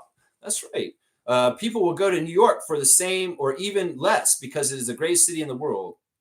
Man, nobody's coming to the United States right now. Nobody's coming there. Y'all tried to not let Blue Jays fans come to the game. It didn't matter. None of us really wanted to go to the States anyway. None of us are crossing the borders. There's economies falling in the United States, and nobody, not even Canadians, nobody, no Europeans, nobody's coming there anymore because of your fucking president and the dumpster fire that he's turned your country into. So don't get it twisted, bro. Nobody's coming to New York right now. In fact, y'all should cancel the World Cup and give all the games to Mexico and Canada, because it's not safe to go to the United States right now. And that country is a dumpster fire. Make America grimy and shitty is what he's done. Grimy and shitty. That's right. Brady's saying, Shaq Lindsay, I agree, but Toronto fans totally disrespected their big brother this week. Man, don't even pull this shit. You guys aren't big brother in some ways. We have nothing to do with you, man. We are not in your family. We are Canadian always and forever and never a part of the United States. And we don't give a shit about what you think with your New York and all that stuff. We're doing our own thing. If y'all were doing things right, Knicks would have had a championship already by 1975. But no, they don't. They don't. So I'll keep pointing that out. How about that? Wayne Strainer's here. Okay, the Sergeant at Arms is here. And if he catches your attention, you catch his attention, you may get it real quick. Morning Raptor Freaks. I am definitely a buy on Chucky. Elijah Martin is my choice of a rookie who's going to grow if he keeps his attitude in check. Martin is a winner and champion. He's coachable. There you go. I like the promise and the positive skew that he's taken on him. In some ways, I'm being tough love on Elijah Martin because I can tell out of all the Raptors this year, he's going to be the one who has to stay the most focused and understand the assignment the best. And I believe in him too. I want him to be successful. Don't take anything I say on this channel, Elijah. If you happen to hear me personally, in some ways this comes out of love and it's really being me realistic on what I see and what's possible. Prove me wrong. That's what I've said to people in the past. I said this to Malachi Flynn for years. Prove me wrong, Malachi. And he never did. He never did. So Elijah Martin, be better than Flynn. How about that? How about that? Boom goes the dynamite. Shaq Lindsay saying, so let's be the bigger brother and not stoop to that level. I don't even know why this guy's here. G saying Yankees fans booed the Canadian anthem. Being a New York fan and acting righteous is hilarious. Yeah, y'all are scummy, man. You're scummy, Yankees Nation. You're scummy. And I'm not even talking about anything you did to us. I don't care. This is sports. You guys can be ugly and be fucking booing our anthem. You can fucking act like classless losers and talk shit to players' family. But when you attack your own team, that makes you look so classless. Seriously, what a fucking piece of garbage fan base they have at this point. The Yankees is an illustrious history of culture, and they deserve the respect. I'm teaching Yankee fan how to respect their own damn team better than they do. Then y'all are classless to your own damn team. Don't even come and talk about us. We're separated from this and your own dumpster fire. Seriously, that's your own damn shit, man. That's not us. Shaq Lindsay saying, I love New York, have family there, but believe in borders. But your president does. Yeah.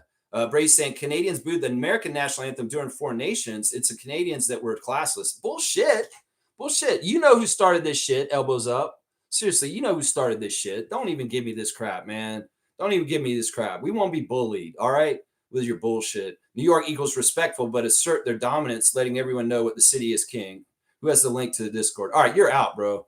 No, this guy is a waste of time. I'm already at 2 minutes 20. Even if he has some funny comments later, I don't care. He's done.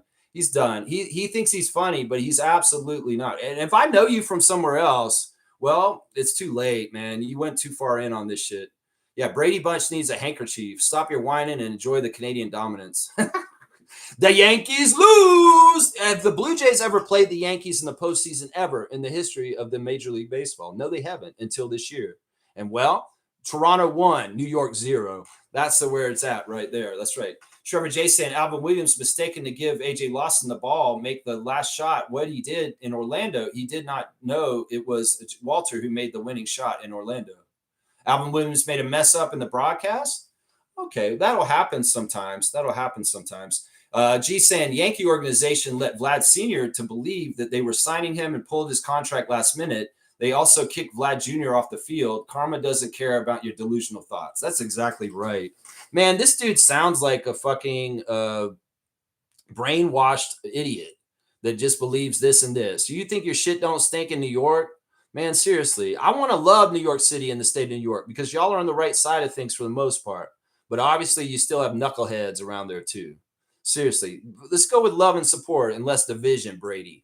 That's the advice I'll give you. This is not a place for everyone. This is a positive Raptors clubhouse, and we only let people that are in here that we want. And I'm not trying to get every subscription in the world. I don't give a shit about making money off this channel. I will kick all the people out of this channel that I want. I'm not trying to do this for subscribers.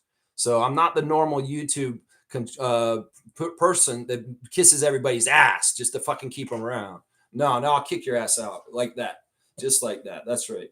Shaq Lindsay saying, I agree. Give it to Jared. Temple will probably retire after next year and Lawson will get it. I don't know, man. I mean, we need Temple because he's obviously Darko's proven vet that he loves. And he's been with us the whole time Darko's been here. So in some ways, Garrett Temple may be essential to hold a spot. But in some ways, I'm like, yeah, that is maybe a place that could be helpful is like, because I see Roden as being very useful. Very, very, very useful. Very useful. Neil saying that's why Blue Jays was playing New York. New York. We own New York. And y'all can't even win a bogus lawsuit. Yeah, what was the run total on that series with the Yankees and the Blue Jays? Seriously. Your shit don't stink, man. Your team stinks. Seriously, your team stinks. And don't be acting like Toronto's a worse city than New York. Most people have told me they like Toronto more than they like New York City because it's safer and it's cleaner. And honestly, at this point, it's not America. That's why most of the world probably be like, yeah, I'd rather go to Toronto right now than New York City, honestly. I don't try to go to the American customs and any of that shit right now. Fuck that motherfucking totalitarian dictatorship growing up in the United States right now. Fuck all that shit. That's right. Wayne's saying preseason is preseason. That's a good reality check. Check expectations. I value Martin. However, Roden deserves a roster spot. I am endorsing your suggestion, Lex. Mr. GM, make that two-way switch in favor of Roden. I like that. And I think you're right. Shaq Lindsay saying Raptor streak don't engage, not worth it. Yeah, I'll go ahead and keep going. I'll block him out. Yeah. I already did. He's gone. Blackhawks saying Roden wants more than a two-way. He has done that. He wants his NBA spot back. Well, it's levels. Like, seriously, in some ways, it's like as a grasp on a rope that you got to keep holding, but it slips as somebody's tugging it out, like a tug of war. And in some ways, like, you can try and pull and get that next hand to standard contract, but it's tough, man. It's a slippery slope, and it's very hard to do it in the positions that AJ and Jared are in. It's very, very hard. But these guys are they're NBA players. I honestly believe they are.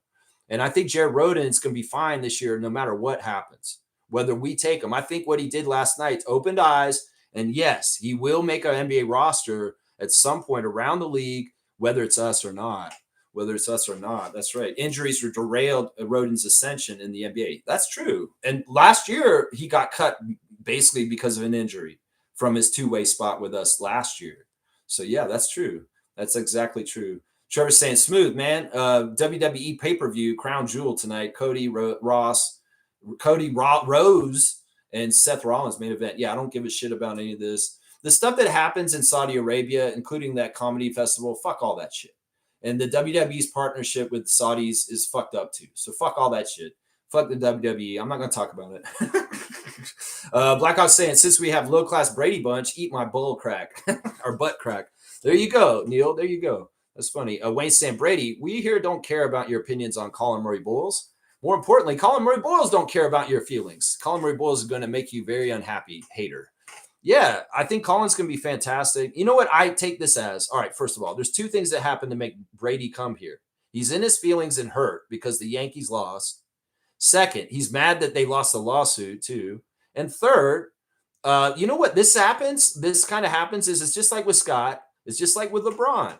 When you're good and you're badasses, you get your haters coming at you. So the Raptors are showing signs that they're going to be a very good team in the Eastern Conference this year. And Knicks fans a little bit worried. So he's going on the offensive ahead of time because Scotty's got haters the same reason. Scotty's a badass. Scotty's a very good NBA player. And people will hate on him just because of that, just like LeBron, just like Michael Jordan before, just like Kobe. These guys, the greatness always has haters that follow it. And we got a hater that's following the greatness of the Raptors right now. And that's what this motherfucker named Brady is right now. Oh, all right, let's keep going. Kaz is saying this. Never forget what Malachi's dad was on Facebook crying about his son not getting enough minutes. Yes, never forget Eric Flynn. Neil saying, Brady Bunch, you want respect? Fuck your president and fuck the three-legged horse you rode in on here. I'm going to give you a dunk for that. Fuck Donald Trump. Fuck fascism. No more kings. Fuck that bullshit. And Brady, hopefully you're a smart person. You're not a Trump supporter. I'm pretty sure you probably aren't. And I'll give you a point for that, at least. I don't know. I'll give you a point for that. 66 on the dunk charts for Blackhawk. Oh, wait, no, 69. Sorry, 69. I just gave him a dunk. That's right. He was at 66. All right, let's keep going. Let's see. No Discord for Brady Bunch. That's right. Yeah, no, you can't get on the Discord, my guy. No, man, you're not a Raptor freak, bro. You are not a Raptor freak. That's right. There we go. All right, let's keep going. This is a private channel in some ways. It's publicly accessible, but at a certain point, privacy will come in. That's right. G saying, take that L and touch grass, bro. Start spreading the news. The Yankees lose. Dolan or James is a lame. New York. Oh, you want me to sing this? Start spreading the news. The Yankees lose. Dolan of James is lame. New York. That's right. James Dolan is a rapist. He raped a massage therapist on tour with the Eagles, and his shitty ass little band was opening for them. And he raped the woman, and he paid for it to go away. He's an Epstein kind of motherfucker.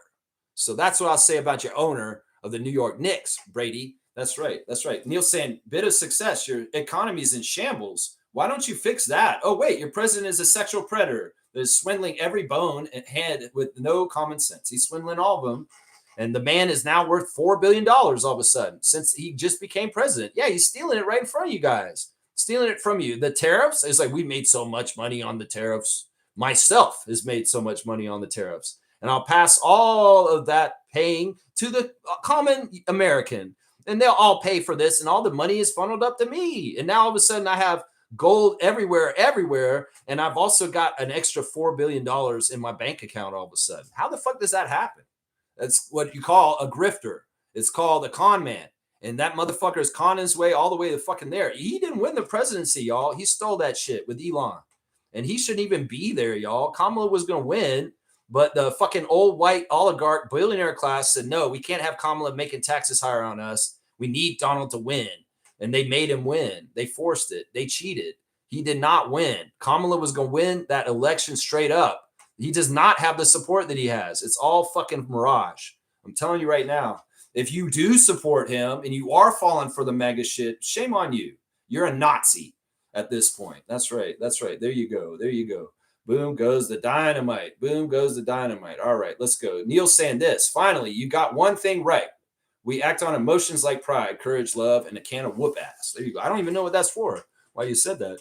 Fiercely saying at Brady, your daddy Vladdy Jr. wants nothing to do with New York. So I don't know why you say people long to go there. The Yankees lose. That's right. Vladdy is daddy. I'm sorry. Maybe that's why he's trying to say, oh, we're your big brother. No. Vlad Guerrero Jr. is your daddy. And for the years to come, I hope he kicks the Yankees' ass for another 13 years while he's on the Blue Jays. I hope this shit is just a normal thing now. And Yankees Nation just gets used to Vladdy being daddy. That's right. And it's true. Y'all were wrong to his dad. And his dad, well, he got payback for his dad is part of it, what's going on right now. Fiercely saying, Brady, I sense you need therapy. Not sports-related intelligent discussions. Respectfully, we don't need that energy. See, we're trying to be nice. She's trying to look out for you. She thinks you need to go get help, is basically what she's saying. Very sweet lady, MJ. That's right. Isaac saying, safe spaces for all trumps the individual. That's right.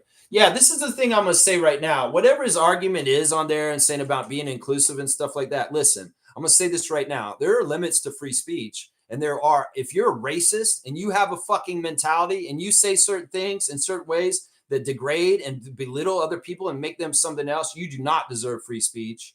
And I will fucking censor your ass. So, yeah, I don't know what he said because I'm not reading his comments anymore.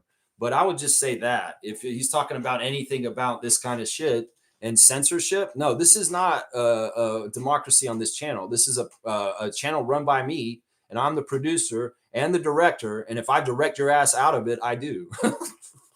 That's just how it goes right there. I'm sorry. That's just it. There's a tractor. Go get on it and ride to the field. That's right. Fiercely saying, I need Lex to read a few of your comments. He'll do the honors of blocking you. Yep. My admins know that even if we get a troll, even if we get a fan that's acting out like Brady is today, that they want to see the entertainment of me reacting to them and responding, and they'll let it go through. In some case, if somebody are to kind of like waste of time, you guys with the wrenches are allowed to throw that rip torn dodgeball. Yeah, throw the wrench at their face and put them right on out. Knock them out. You guys, it's your discretion. I know that when Tommy used to do it, he'd let some people have the leash and let them go, oh, let Lex get them. It's in some ways that is entertaining when we do have a troll and I get to verbally eviscerate them. But, that's what I'm saying. It's your discretion. If this person is way too much comments and they're causing too much trouble, and you're just like, man, he's just going to waste this stream. Go ahead and cut them as when you want. You guys have the discretion as my moderators, and I appreciate that. Neil's saying, don't block them yet, Fiercely. I'm enjoying using a New York sore loser as a punching bag. There you go. Yeah, this isn't a place for you, bro. This isn't a place for you. Fiercely saying Savannah over Danielle, but everything happens for a reason. You're right, Lex. Something tells me Savannah will be with the tempo. God willing, she will be, and she'll be even more successful. Who knows? Maybe she can have a very prominent role in the Tempo's broadcast. Like maybe she's going to be one of the analysts like Kia Nurse in the Tempo broadcast, sitting in a booth with maybe Ashley's going to do it too with her on that level. Ashley could be the host and Savannah's the analyst. And they're sitting in doing the pregame for the Toronto Tempo. I don't know who Teresa's going to hire for this. Either way, it's going to be fun. And this is the kind of stuff I love talking about, what we're talking about right here. That's right. Blackhawks saying, I believe Savannah will be covering the Tempo too. She's not left the country. That's the thing. If she's getting poached by another NBA team like Amy Audibert did a couple of years ago, that's not happened. She's still here in Toronto, and the signs are showing that she is going to be working for the Tempo and what we're going to see coming up. That's right. It's going to be cool, man. It's going to be cool, man. All right, let's see what else. Trevor's saying AJ Lawson attends golf tournament that raised over $400,000 for mental health. This is an amazing story. And in fact, let's go to the Instagram stories because that's where this is. First, we've got the great Colin Murray Boyles, number 9 pick in the draft, a steal of the draft for the Raptors. He's going to be in the right exact place for being in the team because the Raptors are a good development team, and this is the place to be. That's what Chucky Hepburn said in his post-game interview last night. I'm very, very glad I'm on the Raptors because they don't drop the ball with development. And if I'm going to have a chance to be successful in the NBA, this is the best place to be, a place where Fred VanVleet, Pascal Siakam, and the Knicks' OG Anunoby developed into who they were.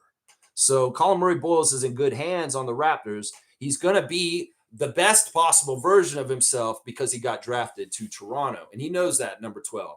He knows that, and I love it. And there he is celebrating Aja Wilson on his Instagram stories with the Las Vegas Aces WNBA championship last night. Here's AJ Lawson, the man that Trevor was just talking about. There he is coming in the game last night. And there he is celebrating the JMO winner, the game winner. A lot of the guys are celebrating Jonathan Mobo for making that shot at the end of the game last night. And there's the Lawson guest at golf tournament that raises $400,000 for Cam H, which is fantastic for mental health awareness and helping Cam H. Fantastic. $400,000. AJ Lawson, you're a hero, bro. Good job. There's Slim Duck, and he's got his Players Tribune on his Instagram. You guys got to read it. It's a must read. Celtics fans, you guys are so lucky to have Chris on your team, and you're going to see just who he is from reading that story. That man went through it to get to where he is, and you should all respect him, seriously. Yeah, there he is hugging the Raptors staff before the game last night. You love to see the big hug for Jim Lee and the dap with Shelby and the smiles with Oshai and the fans even coming in and getting pictures with Chris still. Grady is happy to see Chris. There's a genuine friendship there. You can tell that this dude actually is really good friends with a lot of the guys on the Raptors still, for sure. We love you, Chris, and you'll always be welcome back in Toronto and loved in this city and, of course, in country Canada. Grady Dick is showing the love with Slim Duck also on his Instagram. See, once teammates, always friends. That's just how it is right there. And there's Grady with the score at the end, 107-105, Raptors. That's right. Eric Smith is celebrating. The Blue Jays will be playing the Seattle Mariners in the ALCS. It was decided last night.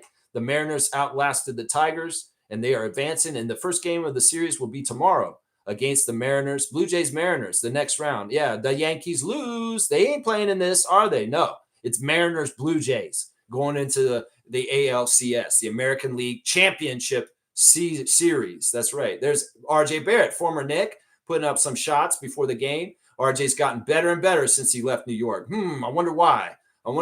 Could it be that he's on a better development team on the Raptors than being on the Knicks? All of a sudden, he's a good defender, and he can pass the ball. I wonder what happened there. Elijah Martin's got the walk-in picture there. He's coming in. We're going to see Elijah. I'm going to give you a lot of chances here. I know, but in some ways, I know I'm being critical already, but I'm going to give you a lot of chances. I'm going to listen to Wayne. I'm going to listen to these other Raptor freaks and then just say, give him some time. And I'm going to give him some time. That's right. There's one of the plays right there. There's Elijah making the corner three from the game last night. You make those corner threes, I'll like you more and more, Elijah. I'll like you more and more. And some of the other plays you did, yeah. So they're celebrating Florida Atlantic University in the NBA because not many guys come from that school to get to the NBA. And Elijah Martin's making them proud down in South Florida, guys. And he's celebrating the JMO winner also. Lloyd is celebrating his friend Jonathan Mobo making that last-second layup against the Celtics to win the game right at the buzzer. Lloyd, why not Lloyd? Friend of Scotty Barnes. That's right. Matt Devlin has got that play on blast. And, I have to give a lot of credit to Jared Rhoden. Just like with the OG shot against the Celtics in the bubble, Kyle Lowry made a very perfect pass to get the ball to OG Anunoby to make that last second shot in that very epic 7-game series the Celtics and the Raptors had in the bubble. Now, Roden was very key. This is another reason why I made him the player of the game, is because that inbounds pass to Mobo was very, very perfect from Jared Roden on the outside. So you got to give him credit for that, because he set up Mobo in a good spot, close enough to the basket to do the move he had in the seconds that he had. So big time stuff right there. Big time stuff. Toronto Tempo is celebrating International Day of the Girl. I'm not totally sure. I've never heard of that before. And they had a packed house last night for Game 4 of the finals. The sweep is in, and they were down at the, I guess, I'm not sure what that venue is where they were last night. Jonathan Mobo got a care package for serious players only this morning, and he's opening it up. And, of course, he's the hero right at the end of the game. Big cheesy smile walking in on the entryway. And, yeah, later on, you got the game winner, Jonathan. So just like Jacoby, another Jay Rook from last year has got a game winner. And I love it. Jamal has one too. He just got robbed by Josh Tibbin.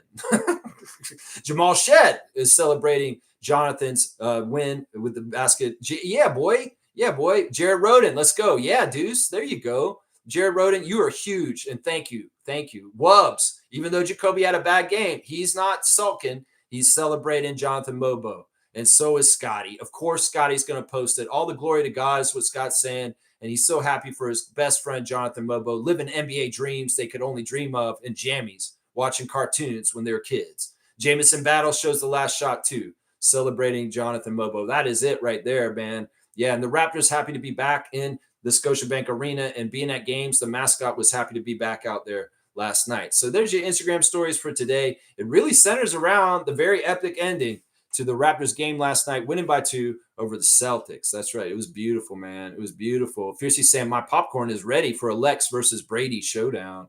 Yeah, yeah. Let's see. I'm just going to see. Okay, he's saying that he likes me, but the constant disrespect towards New Yorkers is unacceptable. This is what I'll say. Listen, once again, New York, I don't want to divide. I love your city. I've never been there. I like the idea of it. The idea of what New York is by concept is a very awesome concept. You know, the stuff that happened after 9/11 was very touching. And the way that city came around and it did stuff, that was very powerful. That was a good America. There's a side of America that is really beautiful. America the Beautiful is all about democracy and equality for all and for freedom. And this is not what y'all are under this administration right now. So I need y'all's patriotism and real Americans to stand up and get rid of this dipshit wannabe dictator that's in charge of your country.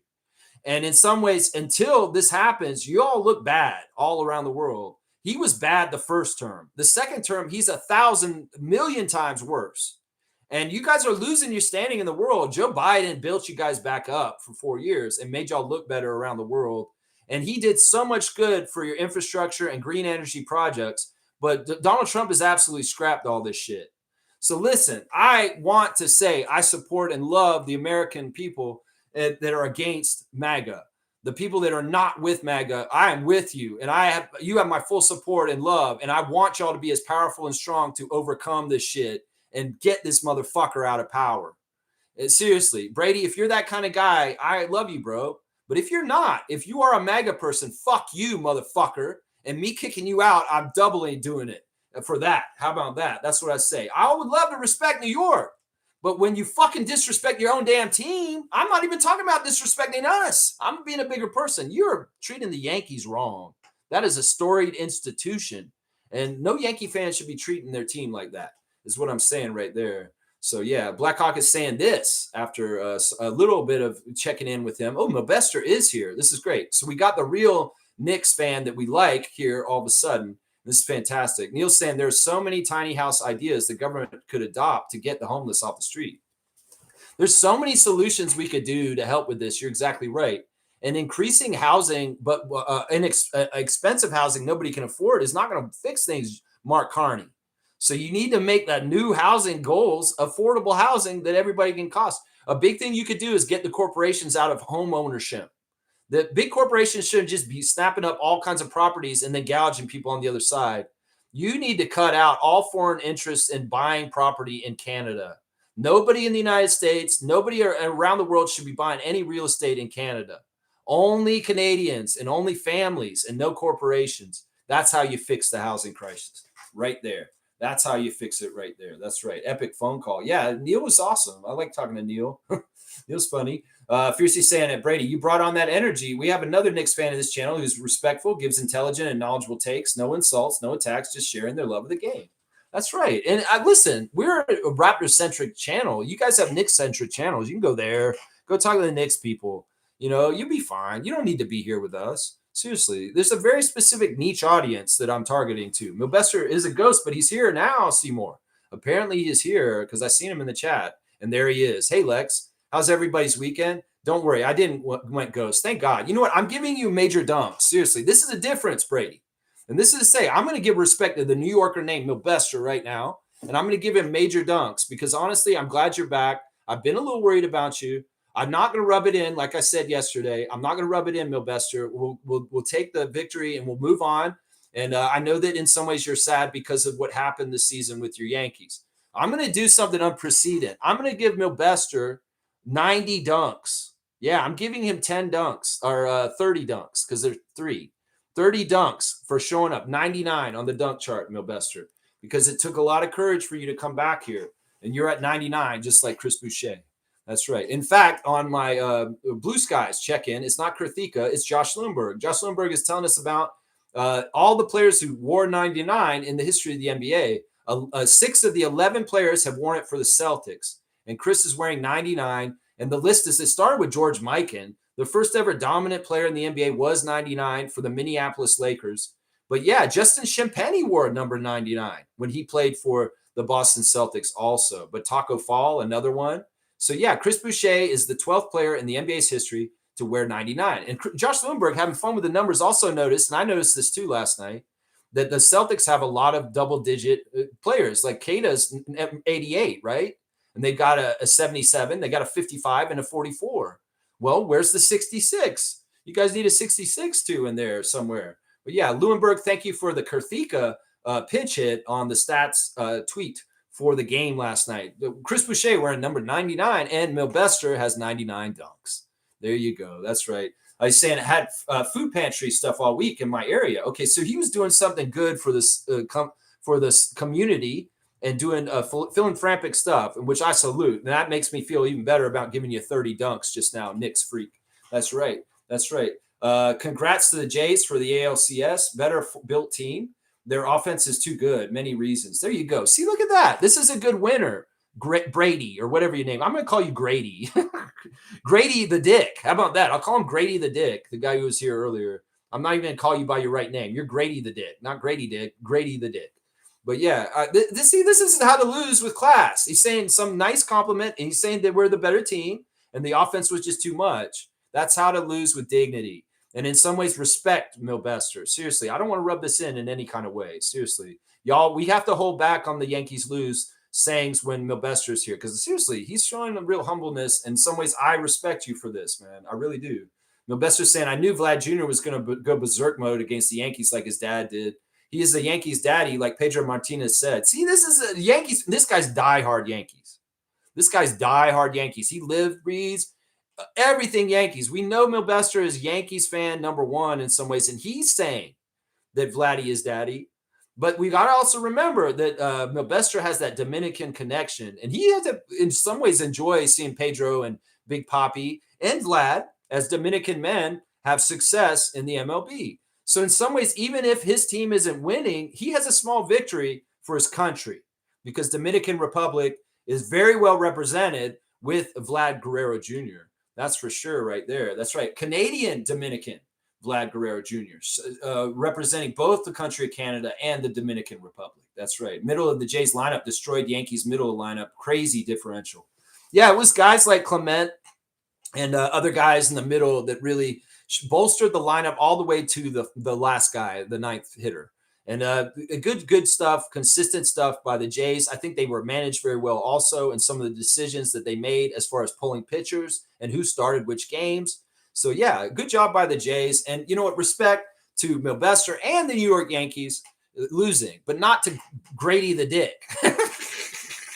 We're going to talk about manners here. No, you don't come in here and teach us what manners are and what's class, motherfucker. No, you don't. Because we got episodes and examples of class here. And his name is Milbester. That's right. Don't even try and tell me what you know about class. Grady the Dick. That's right. Milbester saying Vlad Jr. and Ernie Clement had a huge series for Toronto, and Dalton Varsho as well as Alejandro Kirk and Nathan Lukes Barger got it going late in the series. Deep lineup with Gold Glove defense. Yeah, Milbester, you're how high from Fiercely. She's happy to see you back. And so is G. Welcome back, Milbester. There you go. That's awesome, man. Now we can get into basketball mode. In some ways, I'll keep track of the Blue Jays and their postseason run, but we know we're going into basketball mode, Milbester, so we would love to talk Atlantic Division with you anytime. Always welcome here. Milbester's a real one. Salute to Milbester. Seriously. 30 dunks. I've given some major dunks out in one shot before. This is one of the biggest ones right here. That's right. Milbester's saying, Lex, as a lifelong baseball fan, it's good to see the Jays being good again because Canada's national team hasn't been good in WBC for years. With the Jays being good, it will make Canada baseball better. Yeah, I agree with this. I mean, if you want to see the growth of the sport here in certain ways, I mean, football's trying to come up here with the Bills. The basketball in Canada is growing, as even though Grady the Dick said that this is a hockey country. Well, you need to check again because we're coming up in the basketball world in FIBA. We're the number 5 ranked country in the world now with Shai Gilgeous-Alexander and RJ Barrett. And also, we got a rise of basketball popularity. In fact, the hockey heads in this country are shaking because they're scared of basketball taking more and more of the popularity in sports in Canada. So let's not get it twisted. And also, Grady the Dick, I'll remind you, the man who invented the sport of basketball was a Canadian man named Dr. James T. Naismith. I don't think he has an initial. Dr. James Naismith, sorry. I do that because of Star Trek. Of course, Dr. James T. Kirk, Tiberius. But yeah, respect, Milbester. Seriously, major respect. And I'm so happy you're back today. Seriously, this is somebody who's very welcome and very loved on this channel, Milbester. That's right. See, we can get along with other people. We're inclusive. It's just that we want people that are fair and people that aren't trying to come in here and pull their weight around telling us what's classy or not, when it's obvious that they're not being classy and even how they're telling us what's classy or not. You know what I'm saying? This is right there, man. Mischief's here. Good to see the bass, man. Boom, ba-dum, bam, bam, bam, no soup for you, Dolan. I had to play that funky bass of a Seinfeld episode from my man Jay because that's what he does. He's the bass man. What a comeback win yesterday for the Raptors, down 14 points with 3 minutes in fourth for a 2-point win. Learning how to win is very important. Jared Roden. That's it right there. Jared Roden infusion. That's right, like a Fruitopia infusion of strawberry and kiwi. It was so fresh and delicious. Fruitopia. Actually, fuck Fruitopia. It's probably an American brand. Let's see. Shaq Lindsay saying, like I said before, I love New York. This is just a friendly competition between two cities, but what your president did and is doing isn't. Yeah, if he's trying to blame us for booing at the nation's hockey tournament earlier this year, when was that and what was going on politically, Grady the Dick? Seriously, what the fuck was going on at that time? Why do you not think that we'd react to this? Do you think we're just like beta people that are just going to fucking roll over? No, listen, I'm an American Canadian, motherfucker. And in some ways, I may say things out of my mouth that the normal Canadian won't because they're polite and nice. But hey, I'll take that mantle. And you may be surprised just how diverse the community is up here. There's a lot of other American Canadians up here, people that are dual citizens that may be a little bit more like me, a little bit more of an edge. Yeah, this is a Florida man that's a Canadian also. That's right. I'm a bona fide Florida man. I've been to Leon County Jail. I know what it's like to be in a Florida jail. So don't give me this shit. You're going to come in here and try and say this and this about Canada this, Canada that? No, motherfucker. Class? You're going to talk about class? There's no fucking class in your White House right now, and that's your leadership at the top. So you better be good examples as individuals in your own damn life, is what I'm saying right now. Yeah, elbows up? Nah, we didn't start this shit. But we'll damn for sure hold our own in this, and we'll see how it all runs out in the end. I don't want any conflict like this. And if Grady the Dick's incentive to come in here is to cause more tension between U.S. and Canadian relations, well, fuck all that. We're not doing that. I love you guys down in the States, and I love New York, and I love New York people. I just don't like your sports teams. How about that? There's a difference here. Don't get it all mixed up here, motherfucker. That's what I'm saying. Milbester's saying also, Lex, the Blue Jays are the one team that can stop the Dodgers from going back to the back-to-back World Series. After they beat my Yankees in the Fall Classic last year, the Dodgers are close to a dynasty. Blue Jays are a perfect matchup to them in the World Series. It would be really competitive and close. Dodgers got same team and could go back-to-back. Blue Jays may play them. I love what he's saying here. This is somebody who just loves the sport of baseball. This is a true fan of baseball. I know Milbester loves baseball. He talks about World Baseball Classic stuff all the time, and I'm just like, yeah, I don't care. But he's saying that in some ways, out of all the teams that are left, if anybody's going to stop the Dodgers, it's the Blue Jays. I like this. And I would love to see this World Series, and I'd love to see us get some get back for the Ohtani scandal of the bullshit with the plane landing and all that bullshit that the emotional roller coaster Blue Jays Nation went through with Ohtani and his decision. So if we get that chance to play against the Dodgers and we can be a dynasty killer, let's go do it. It's not like Toronto sports ain't done some dynasty killing in the last 6 years and putting the Golden State Warriors dynasty to rest and closing down Oracle Arena. Yeah. Milbester saying, Vlad Jr. saying the Yankees lose with David Ortiz was hilarious during the MLB on Fox postgame show. And A-Rod and Jeter were just pissed. See, this is a diehard Yankees fan, but in some ways, like I said, he has Dominican roots and he sees the joy of David Ortiz. And he's like, man, in some ways, I can't hate on that. I can't hate on these guys. These are people from my country that are having success. And sometimes borders don't matter, bro. Sometimes they do, and sometimes they don't. And sometimes team allegiances don't matter. And Milbester is a well-rounded, mature individual that he can put aside his feelings in the defeat to just enjoy the moment and say, that's hilarious. Look at what they're doing. And look at A-Rod's face. Look at his face. I have to say, there was a lot of grace in Jeter and Rodriguez in that moment, honestly. They could have gotten really pissed off and said some crazy shit. And we know Derek Jeter is a diehard Yankee. Oh my gosh, that man, in some ways, he's way more diehard than A-Rod. And it looked like A-Rod was taking it worse than Derek. So kudos to those Yankees legends for, being respectful and just letting the Blue Jays and Vlad Guerrero and David Ortiz enjoy the moment. Seriously. Milbester saying, I just saw the 15th inning Game 5 marathon of the Tigers and Mariners. What a battle. That's the Blue Jays matchup versus Mariners. ALCS will be good this year for Jays and Mariners. I'm a little worried about the Mariners because they have had the Jays number in postseason in recent years. And in some ways, it's just what it is. It's just what it is, man. Let's see. G saying, Brady, you came in disrespectful. Melvin is a Yankees fan, and he's always welcome here. Yeah, we let people in here. It's just you got to put your best foot forward.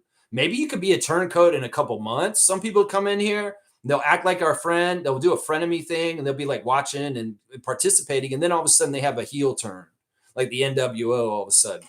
Is the third man is Hogan. The third man is Hogan. All of a sudden, see, that's what you should have done, Brady. You should have gotten in, gotten bona fide. You might even gotten the Discord link then.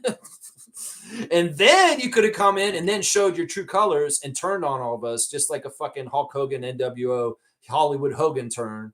That would have been smarter. But you came in blasting from the negative side already. You were the honest truth version of you. In some ways, I respect that. But you could have came in and done it a different way, and it may have gotten you further in some ways, but maybe you just want to do what you're going to do, man. That's right. Fiercely saying, you're hurt. I'm hurting you. I'm sorry, man. I don't want to hurt you. I'm not trying to put more hurt in this world, but I also practice protective, safe boundaries for myself when people are toxic around me. So I'm sorry if I hurt you. And you could be toxic and say, oh, you're hurting me. You're hurting me. I'm sorry, but I'm a healthy respect for myself, and I don't let people in and boundaries on that. So I'm sorry. You're out. You're out. That's just how it is, bro. Milbester saying, good luck to the Jays in the ALCS. You going to root for us against Seattle? That'd be awesome. Seattle's got a deep pitching rotation and bullpen with good offensive improvement. It will be a really good series. 2 expansion teams from 1977 in the ALCS. I love it. I love it. Bo Bichette is back for the ALCS. Awesome. Because he was hurt and he didn't play in the Yankee series. That's right. Remember that. Now he injured his leg. Now he didn't play. And then now he's back. Bassett and Barrios are back healthy too. Okay. All right. We just need them back. All right. Thanks, Milbester. Mischief saying, let's go Blue Jays. Thanks, Milbester. Milbester saying, Yankees know what they got to do in the offseason. They'll be back like always. Seattle and Toronto is good for our league. I like that Milbester's saying this. Like, it's been a long time since the Blue Jays and the Mariners have had success, and it's nice to see them get some. It's a healthy for the league ecosystem. The Yankees are never going to be down for too long. We know that they're an institution and that they have a lot of privilege in the league, and they're going to be propped up in some ways that helped in some ways than other teams, and they are never going to be down for long. And he's exactly right. They're going to do the things they need to do in the offseason, and they're going to try and come back next year better than ever. We know that. That's just how it goes. That's just how it goes. I'm getting to 3 hours. Let's see. Trevor's saying, haters always bring you prosperity. When you hate someone, that becomes more popular. Yeah, that's what I'm saying. That's why LeBron, that's why all the greatest greats always have haters, because they wish that they would play on their team sometimes. That's what it is. All right, Yankees, Knicks, and Rangers #1 fan is here. Is Brady back on another account? No disrespect intended to Toronto, but I really don't like the way that Vlad Guerrero belittled all of us. What did he do? He said, the Yankees lose. How did he belittle you guys? And why are you so sensitive? Why are you so sensitive, Brady? And it's interesting you came back on a different account here. But either way, I would say don't be sensitive about this. It's sports. And let us have our victory. And stop trying to be holier than thou and saying, oh, you guys aren't being good winners. Motherfucker, we are.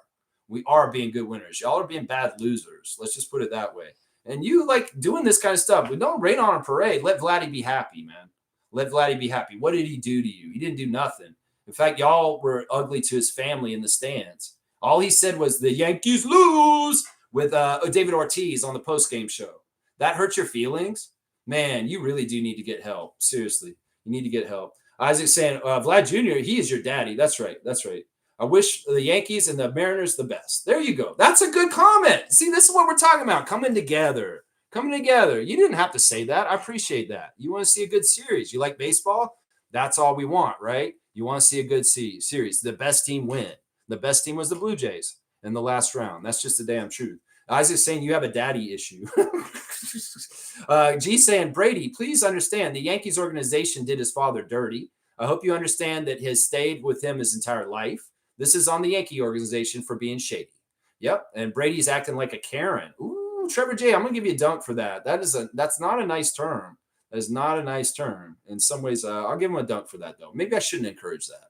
I don't know. I'm just going to give Trevor a dunk just for being awesome. 153. 153 for Trevor on the dunk standings.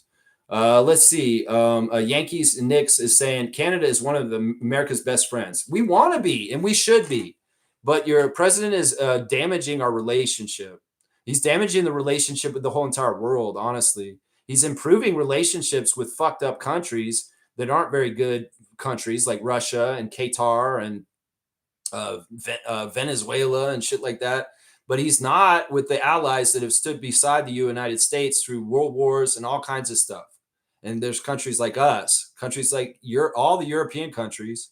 Yeah, it's messed up. He's done so much damage. He did a lot of damage his first term, and he's doing even more damage. And I'm telling you right now, Brady, I'm telling you right now, I'm not going back to American products. For the rest of my life, I will buy as Canadian as possible. Sure, there's some things you just have to get, like the NBA, that are American products.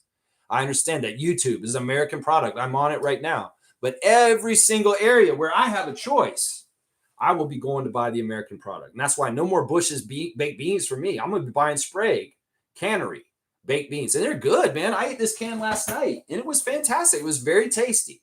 And very, very fine. So I'm telling you guys, you don't have to buy American products. If we do this, we'll show our disdain. In some ways, the most powerful thing we have, if we've learned anything from Jimmy Kimmel, is the power of the money. And if you make decisions and you hurt the big corporations money-wise, they will bow to you because their God is money. So consumers, our collective power and what we do and what we put our money towards is very powerful. So be very thoughtful about how you spend your money and where you're spending it. And I'll say you right now, this is the damage that he does. You lost me as a customer for the rest of my life, United States.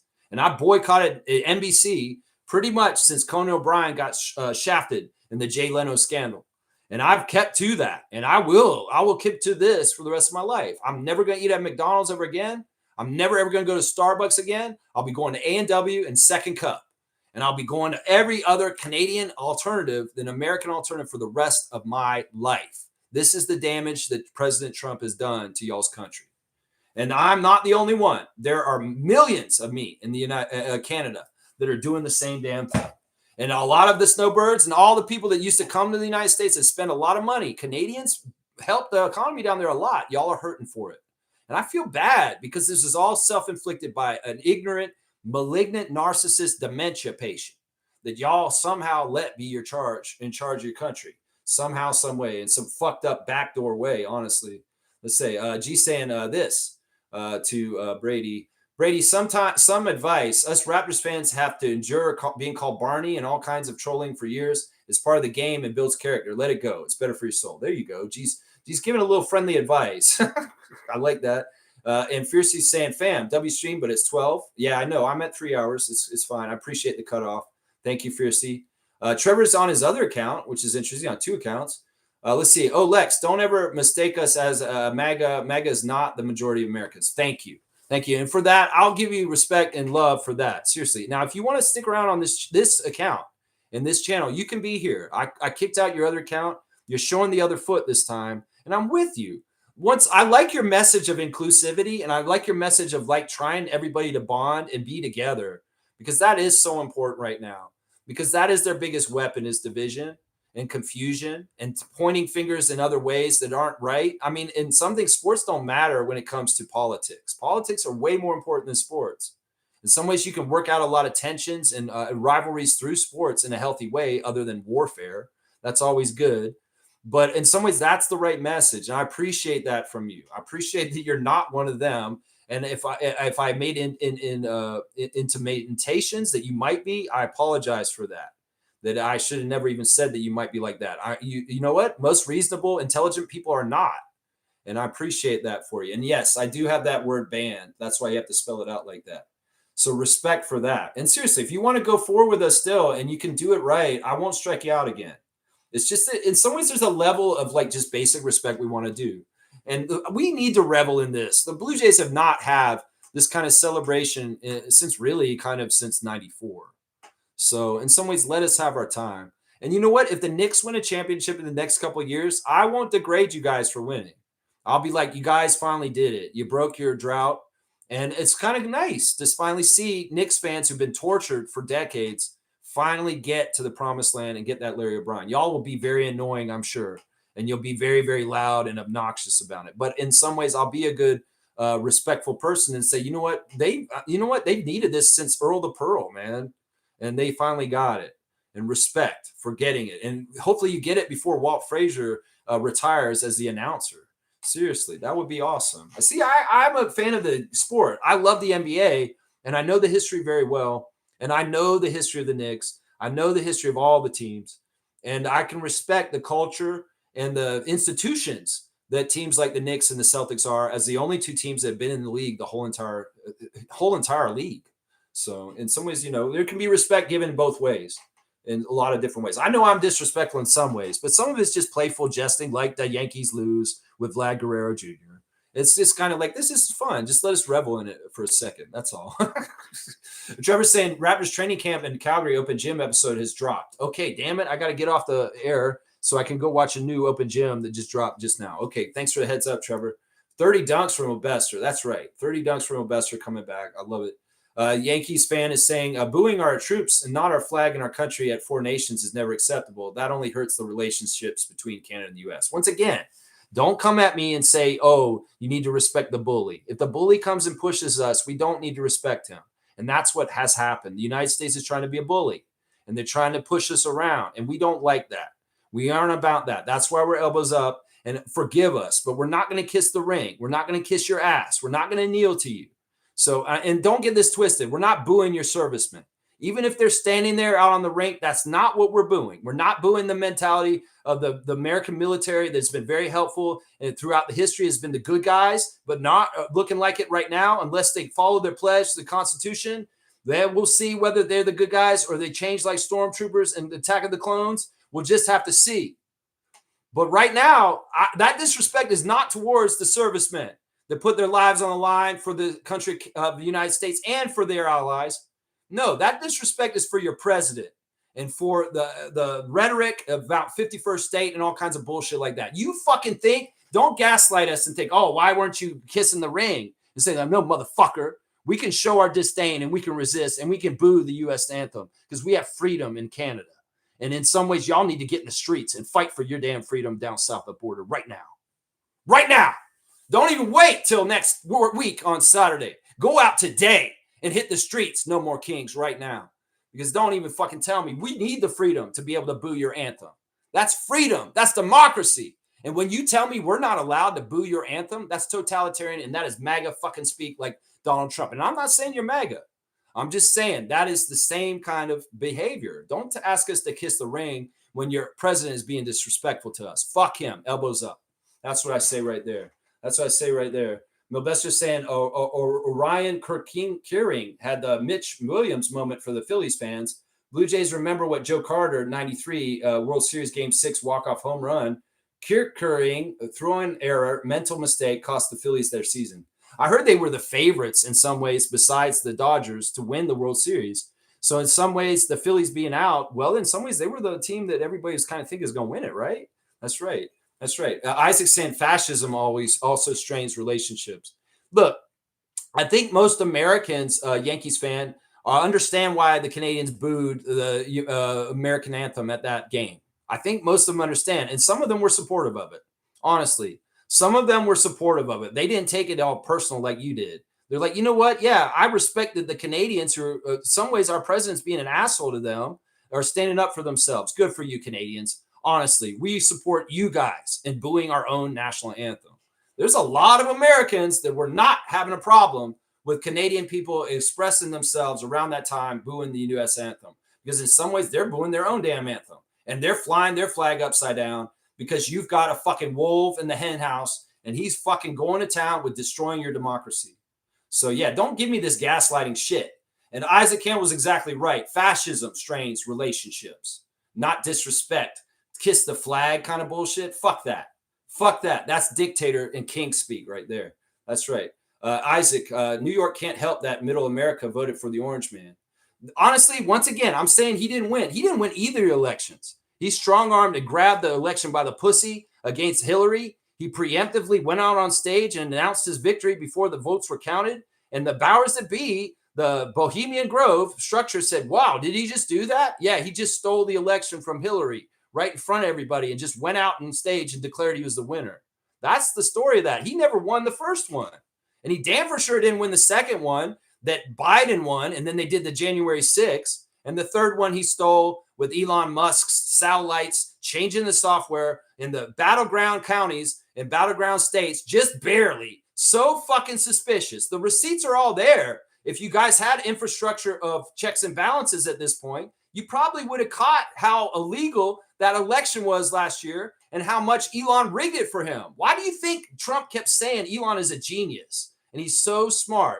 I owe him so much right around that time because Elon rigged the election for Donald Trump. And even if there were MAGA voters in the middle of America, they didn't have enough to beat Kamala. It's just the rich old white men, billionaires, didn't want to pay more taxes. So they rigged the election with Elon and fucking won it. And the American media, the mass media, the corporate media ensconced it and verified it and went along with it. So that's the damn truth right there. If you can't see what I just said, and it's not a conspiracy theory, this is just the damn truth. It's not been proven, but I know in my heart, and I can read between the lines. I can see the patterns. I can see what is unspoken from people like Donald and Elon. Why do you think he did a Hitler salute when he came out after it? Because he just won his part in what he was doing for white supremacy. And he came out and literally did a Hitler, Heil Hitler, at the beginning of this year around the inauguration. These guys are parading white supremacy out in the open. And anybody who's with them, you're a fucking racist Nazi and a piece of shit. And history will record that that's who you are. All the ICE guys need to go to jail eventually, is what I'm saying right now.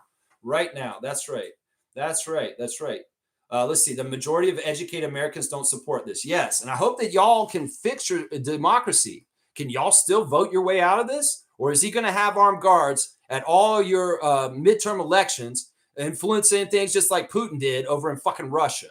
Seriously, y'all got to be courageous. And in some ways, this dude's not going to go lightly. Obviously, he went for an insurrection on January the 6th. So y'all better be ready for a violent revolution against Donald Trump. And if you think you can lazily do this through social media and just fucking walking around peacefully, no. Y'all are going to have to take your country back like Rage Against the Machine sings about. Seriously, y'all can't be waiting on this. This is the early time before the shit really sinks in. And y'all need to get off your asses and get the fucking out there and switch this shit as soon as possible. The whole world is depending on y'all to a degree. Because listen, we're going in an AI age, and if irresponsible leadership in the United States is in charge, it will shape the whole new world order going forward for the rest of life. And your ancestors that come after you will be like, why the fuck didn't my grandfather Brady do more to stop this shit? And this world would be better where I live in now than it is right now. I'm telling you right now, don't waste your damn time. If you're American and you're proud, you better get out there like an American would in the Revolution or the Boston Tea Party or any other time, whether it's the Civil Rights Movement, any time that Americans shown and did what they were supposed to be and who they are and who they tell everybody they are around the world, the role model of the world. You better fucking show it now because the enemy is within and y'all need to oust him, just like you would oust Manuel Noriega, just like you would oust Muammar Gaddafi, just like you would get out Saddam Hussein, fucking Bin Laden. He is the same as them, and you need to get it out of your own damn house this time. If America is right and just and truly who they say they are, they will do this. They will purge the dictator, wannabe king, malignant, narcissist, dementia patient that sits in the Oval Office right now. And you can wait till next Saturday to hit the streets for one big thing, but I would be out there every single day if I was you, because this is what we're going to need right now. Seriously, this is what we're going to need, man. This is what we're going to need. If there's the majority of y'all don't support it, y'all need to fucking take your country back. Seriously, man. I'm saying stuff everybody needs to hear right now. Isaac's saying, well, if my neighbor was making the street unsafe, I would tell them to clean their shit up. That's right. In some ways, I'd call the police and close that meth house downstairs. Seriously. Because it's run like a meth house down there with fucking criminals and mafioso in charge. It's just like Russia, just like Putin.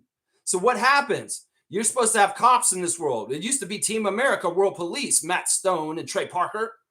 But it's not anymore. How the fuck are you going to call the police on the police? So who the fuck is going to do it? Is it going to be the blue states secede? Gavin Newsom's a new president of another United States and there's a civil war? How do y'all want to work this out? In some ways, I'm not very sure that y'all can do this in the ballot box. And you may need to strong arm wannabe dictator. That's what I'm saying right there, man. I'm just saying that right there. He's saying, oh, Lex, you got to stop that 51st state talking point. There was only one person in America that tried to promote that. Don't fall for this shit. I'm going to say this right now. Donald Trump's playbook is Putin's. Donald Trump's playbook is Putin. Anything that Donald Trump will do is what Putin would do. He's already talking about no more mail-in ballots. That's not democracy. If he had his way, I'm an American citizen. I live in Canada. I can vote in y'all's election, and I did. I voted for Kamala. I'm not going to probably be able to vote in any more elections because this motherfucker is going to block me from voting. Is that democracy? No, it's not. I'm telling you right now, man. I'm telling you right now, this is not bullshit. He's saying this to try and get it normalized. And I do not put it past him that he will not invade Canada like Russia invaded Ukraine. So don't give me this shit. This is why we're dependent on y'all. Is because y'all's fucking car has been driven by an idiot who's going to drive you into fucking chaos and madness. And in some ways, we're in a car on the road with you, and we don't want you boshing your car into ours. So that's what I say to this. So you need to get a hold of your dementia patient. Because seriously, this is dangerous shit. And anything Vladimir Putin would do, Donald Trump is showing that he was stupid doing also. So don't give me this crap. I know most sane Americans are very much, yeah, this will never happen. Oh, that would never happen. Bullshit. Crazy shit happens, especially when racism, white supremacy, idiocy, criminality, and everything is normalized from the White House to around the whole country. So I'm just saying, man, I love what you're saying, and I hope you're right. Because in some ways, we never want to take up arms against our brothers, the Americans here in Canada. But when you have a madman who has rhetoric who's crazy and looks up to a role model named Vladimir Putin, you got to be ready for any kind of bullshit. This is already taking out the media right now. He's trying to strong arm the media and say, you can't say this, you can't see that. I'm going to cancel you with the FCC. This is all Putin's work. Go after all my political enemies. I'm going to start up frivolous lawsuits against this person who ruled against me, this judge. We're going to talk shit about this judge, and one of my crazy ass people is going to go burn down their house. This is all Putin shit, and y'all need to wake up to this shit and fucking fix your country ASAP, because we ain't having this up here. And the other problem is y'all are a bad example for shitty ass politicians up here to follow a playbook by him and try and do fucking Maple MAGA shit up here. So seriously, everything is fucked up with this, and we need y'all's help from the inside, is what I'm saying right there. That's right. Right there. That's right. Let's see. I'll bring it up, and I don't like talking about it. I don't like bringing it up at all. But don't be naive. When he says that shit, he acts like he's joking. Mark Carney will tell him it's never ever going to happen, and that damn for sure better happen. True North, strong and free forever, and not a part of the United States. That's right. He's going to ask me what was in Leon County for. Why don't you tell me who you are first? If you want to know why I was in there, it's been documented. Everybody knows why I was in jail in the Florida, because I'm an alcoholic. And it all stemmed from my alcoholism. The reasons why I went and had interactions with law enforcement in the city of Tallahassee, Florida, it all had to do with alcohol. And I'm 15 years sober at this point. So, I mean, if you tell me who you are, I could tell you exactly, specifically. I'll tell you the story about when I got arrested. I'll tell you every damn detail about it. But I don't know who you are. So in some ways, you may need to give me a little bit of a instead. If it is somebody that I know from my past, please let that be known, because then we go right there. Let's see. He's also saying, was it because of corruption from DeSantis and the Republicans? No. I was in jail a long time before all this shit. The times that I was in jail, I guess the last time I was in jail was in 2010. 2010. I haven't been in jail since then. And that was really because of my own damn problem. I went through a divorce and I hit the bottle hard, and I racked up a few DUIs in the year of 2010. And the last time I ever was drunk was in a prison cell in the Leon County Jail with a trans woman. And at that day, I decided I would never drink again. And I have not since. And that was November 12th, 2010. November 12th, 2010. I have not had a drop of alcohol since then. And that's the story right there. Yeah, DeSantis is a piece of shit. Rick Scott is a piece of shit. The whole state of Florida's government and politics has been a piece of shit since I lived there. Except for Lawton Charles and Bob Graham. Those were great, great people. Charlie Crist, you're a piece of shit too. Honestly, I'll say that. But Bob Graham was a great man. I met Bob Graham when I was young. I was working at Baskin Robbins. He came and got ice cream from me, and he was a very nice man. And that was a good governor in Florida. And Lawton Charles, amazing person also. But fuck, everybody since then, absolute pieces of shit. Rick Scott and Ron DeSantis. Absolute pieces of shit. Yeah. Chris comes saying, I'm still waiting to see what Scotty can do on the offensive end. Yeah, I'm just still waiting to see Scotty. I'll say that. Let's go Blue Jays. Yeah, DeSantis is from your state. I know. He's a piece of shit. He's an idiot, too. He's as bad as the Orange Man. Yeah, he's an idiot. He's totally an idiot. Yeah, Laura Loomer is Florida, too. Yeah, they're all idiots down there. Honestly, Florida sucks, man. Honestly, that's why I don't live there no more. I may never ever go and set my foot in Florida ever again. It's sad because I spent half of my life there. And I have so many good friends in Tallahassee still there. And I'm sad for them because they didn't deserve this MAGA world that they're fucking living in right now. And it pisses me off. And I hope that they're fighting with all they can to get resistance up against what's going on, man. I appreciate you congratulating on my sobriety. We've been on a journey with Brady today, obviously. We got to the point where I kicked him out. He's come back on another count. And now he's congratulating me on 15 years of no alcohol. That's amazing, man. Power corrupts. That's why you know what they say? The people that should be in charge are the people that don't really want to be in charge. I would be a good person for this. I don't want to be in charge. You put me in charge, I'll probably do a really damn good job because I'm not greedy for power. That's exactly the right person you want in there. Somebody who's smart, somebody who's caring and humanitarian. And in some ways, he's not doing it out of his own ego. He does not give a shit about money. He does not give a shit about power. He just wants to do the most benevolent things for society and the most intelligent decisions. That's the kind of leaders you want. And I would be good for that. In some ways, I ain't putting myself out there like that because in these days and age, that'd be tough. I can be a leader of my own on this channel with my mouth. But in some ways, hey, you know what? If I ended up in some sort of political power or position, I would very much responsibly wield it like Spider-Man. With great power comes great responsibility, and I would not let power corrupt me. I would do it exactly the right way. And honestly, they wouldn't never let me get there because I'm like Bernie Sanders. I can't be bought by the corporations. They never let me get there. I'm telling you. All right, we got to do a lot of catch up. Wow, 3.5 hours. This is the longest Lexathon we've done in quite a while. It's going to be 1 o'clock soon. This is crazy. All right, well, it's lively conversation today. All right, team stats. The Raptors shot worse than the Celtics. The Raptors did make more threes than them, though, which is pretty good. We shot worse at the free throw line. We got out-rebounded by 20. We got 30 assists with 19 turnovers, and they got 22 assists with 29 turnovers. That 29 turnovers is a key stat on the team stats last night. 12 steals for the Raptors, huge. And 36 points off turnovers, huge. Points in the paint. Celtics dominated 52-40. And I had called, well, the Raptors, the key to victory yesterday was dominate the paint. Well, we didn't do that. The Celtics actually did it. And that's too bad. But with all these stats that we lost to the Celtics, we still came around and won a 2-point victory at the end. And it really is 29 turnovers and 12 steals. And that is what does it right there. We didn't shoot better than them really, kind of in some ways, and we still beat them. And that's fantastic. I love that so much. We did beat the lawsuit with the Knicks. That is part of the news today. Let's see. What else we got? Raptors Reddit reactions. They're doing the Celtics lose on there. They're going crazy on that. And they've got the Jonathan Mobo buzzer beater on there. They're talking about that also. Some of the firsthand accounts from the arena. Some people were filming it there also on Raptors Reddit. And they're also going over Chris Boucher's letter in the Players Tribune also. So, yeah, Raptors Reddit's pretty good. Oh, there's a Jared Roden appreciation post. Good job. That's the good stuff right there. Let's see. We got a Raptors birthday. Happy birthday to Clifford Omarui. Omarui was on our summer league team this summer. And, well, he's already gone. I believe he's already left. And he signed a contract with Tel Aviv on September the 4th. And he's going to go play for the team in Israel.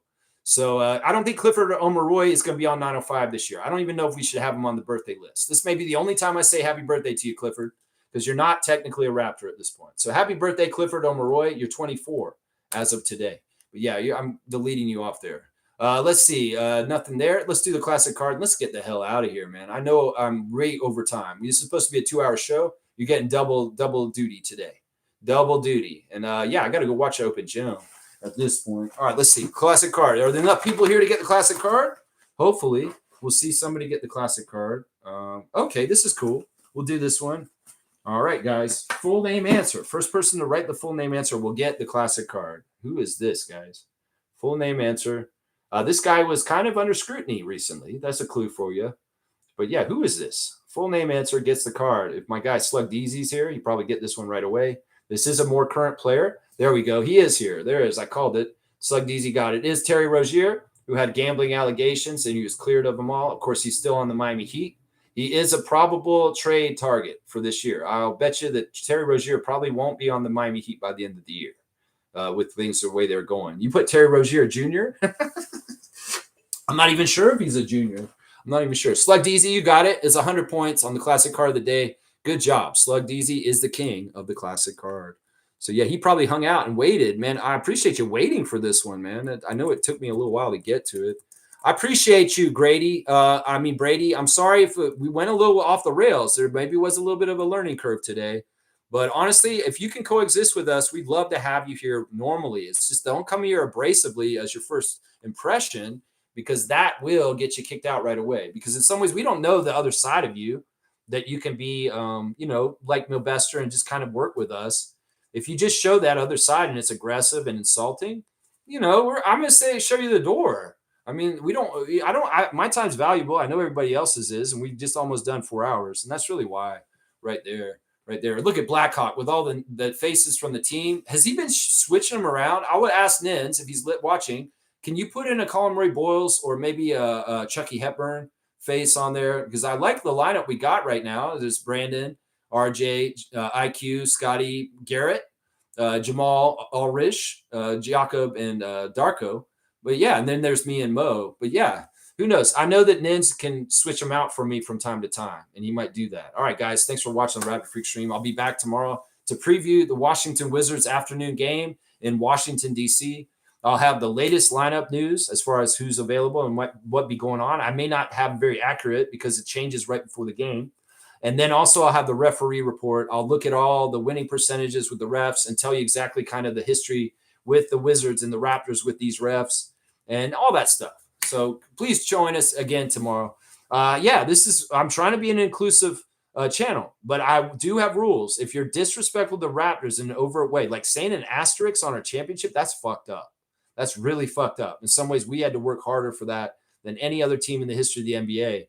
And, also listen, I do not tolerate racism. I do not tolerate misogyny. I do not tolerate transphobia. I do not tolerate people that are not believing in equality for everyone. If anybody has beliefs that believe that other people are lesser than you and you can put them down and you have a supremacy kind of mindset, it doesn't matter what you are, I'm not with you. And if you espouse those views in this channel, I will kick you out. I do not believe in an equal platform of free speech for racists, for people that are absolute pieces of shit. That free speech has its limits, and pushing out negative, toxic, bad free speech that does not recognize other people are humans and other people have equality with you, then I have no place for you in here. And that's a difference that people need to put in there, because there's a lot of people arguing, we want free speech to be able to say whatever, but your platform is all racism and denigrating other people. And that is not deserve a platform ever. And that's what I say. And in some ways, in the rest of your life and other places, if you have that kind of mentality, also don't give it the time of day, because honestly, it doesn't deserve it. It does not fall under the platform of free speech. As much as people on that side have said, oh, Charlie Kirk's free speech about hating black people and all this kind of stuff is free speech. You should be allowed to do it. No, he should have never had that platform to talk in the ways that he did, because he pushed and put more seeds of hate and racism and bigotry and stuff out in the world. And that's never right. And there shouldn't be an equal platform or place at the debate table for people like that. So all of his misinformed, fucked up charades of college debating was all a charade and full of shit. And he should never have that platform to espouse the very racist, fucked up views he had. And that's why I stand on that. Anybody who stands with Charlie Kirk and says you're fucked up for saying that, Lex, no. I believe in free speech, but I don't believe in free speech for racists and people that do not recognize that people are equal. That is not a debate for me. That's just a common human decency that everybody has a fair shake and everybody should have a chance to have a good life. And that's all I have to say on that. That's right. Tomorrow, SAR versus SAR. As long as we don't pluralize that and we get an outbreak of some bullshit in downtown Toronto around the early 2000s. How about that? No SARS in Toronto. That's right. All right. Peace out, guys. Love you guys. Hey, Milbester, much respect, man. And you know what? We came on a journey today, Brady. And if I see you in the chat under your other name in the future, well, we'll give you another second chance when you come in to put the first foot forward. Milbester, so much respect, man. You really are a badass, Milbester. And I love you, man. I want to tell you that. I love you. Some things are more important than sports. And I got your back. And you know what? Mandini has your back too. Please vote for him. Seriously. Please vote for him, Milbester. All right, y'all. I'm out. Let's go Raptors. Let's go Tempo. Let's go humanity. We're all on the same team. So remember that in the playbook. And we fight dictators and racists. That's what we do.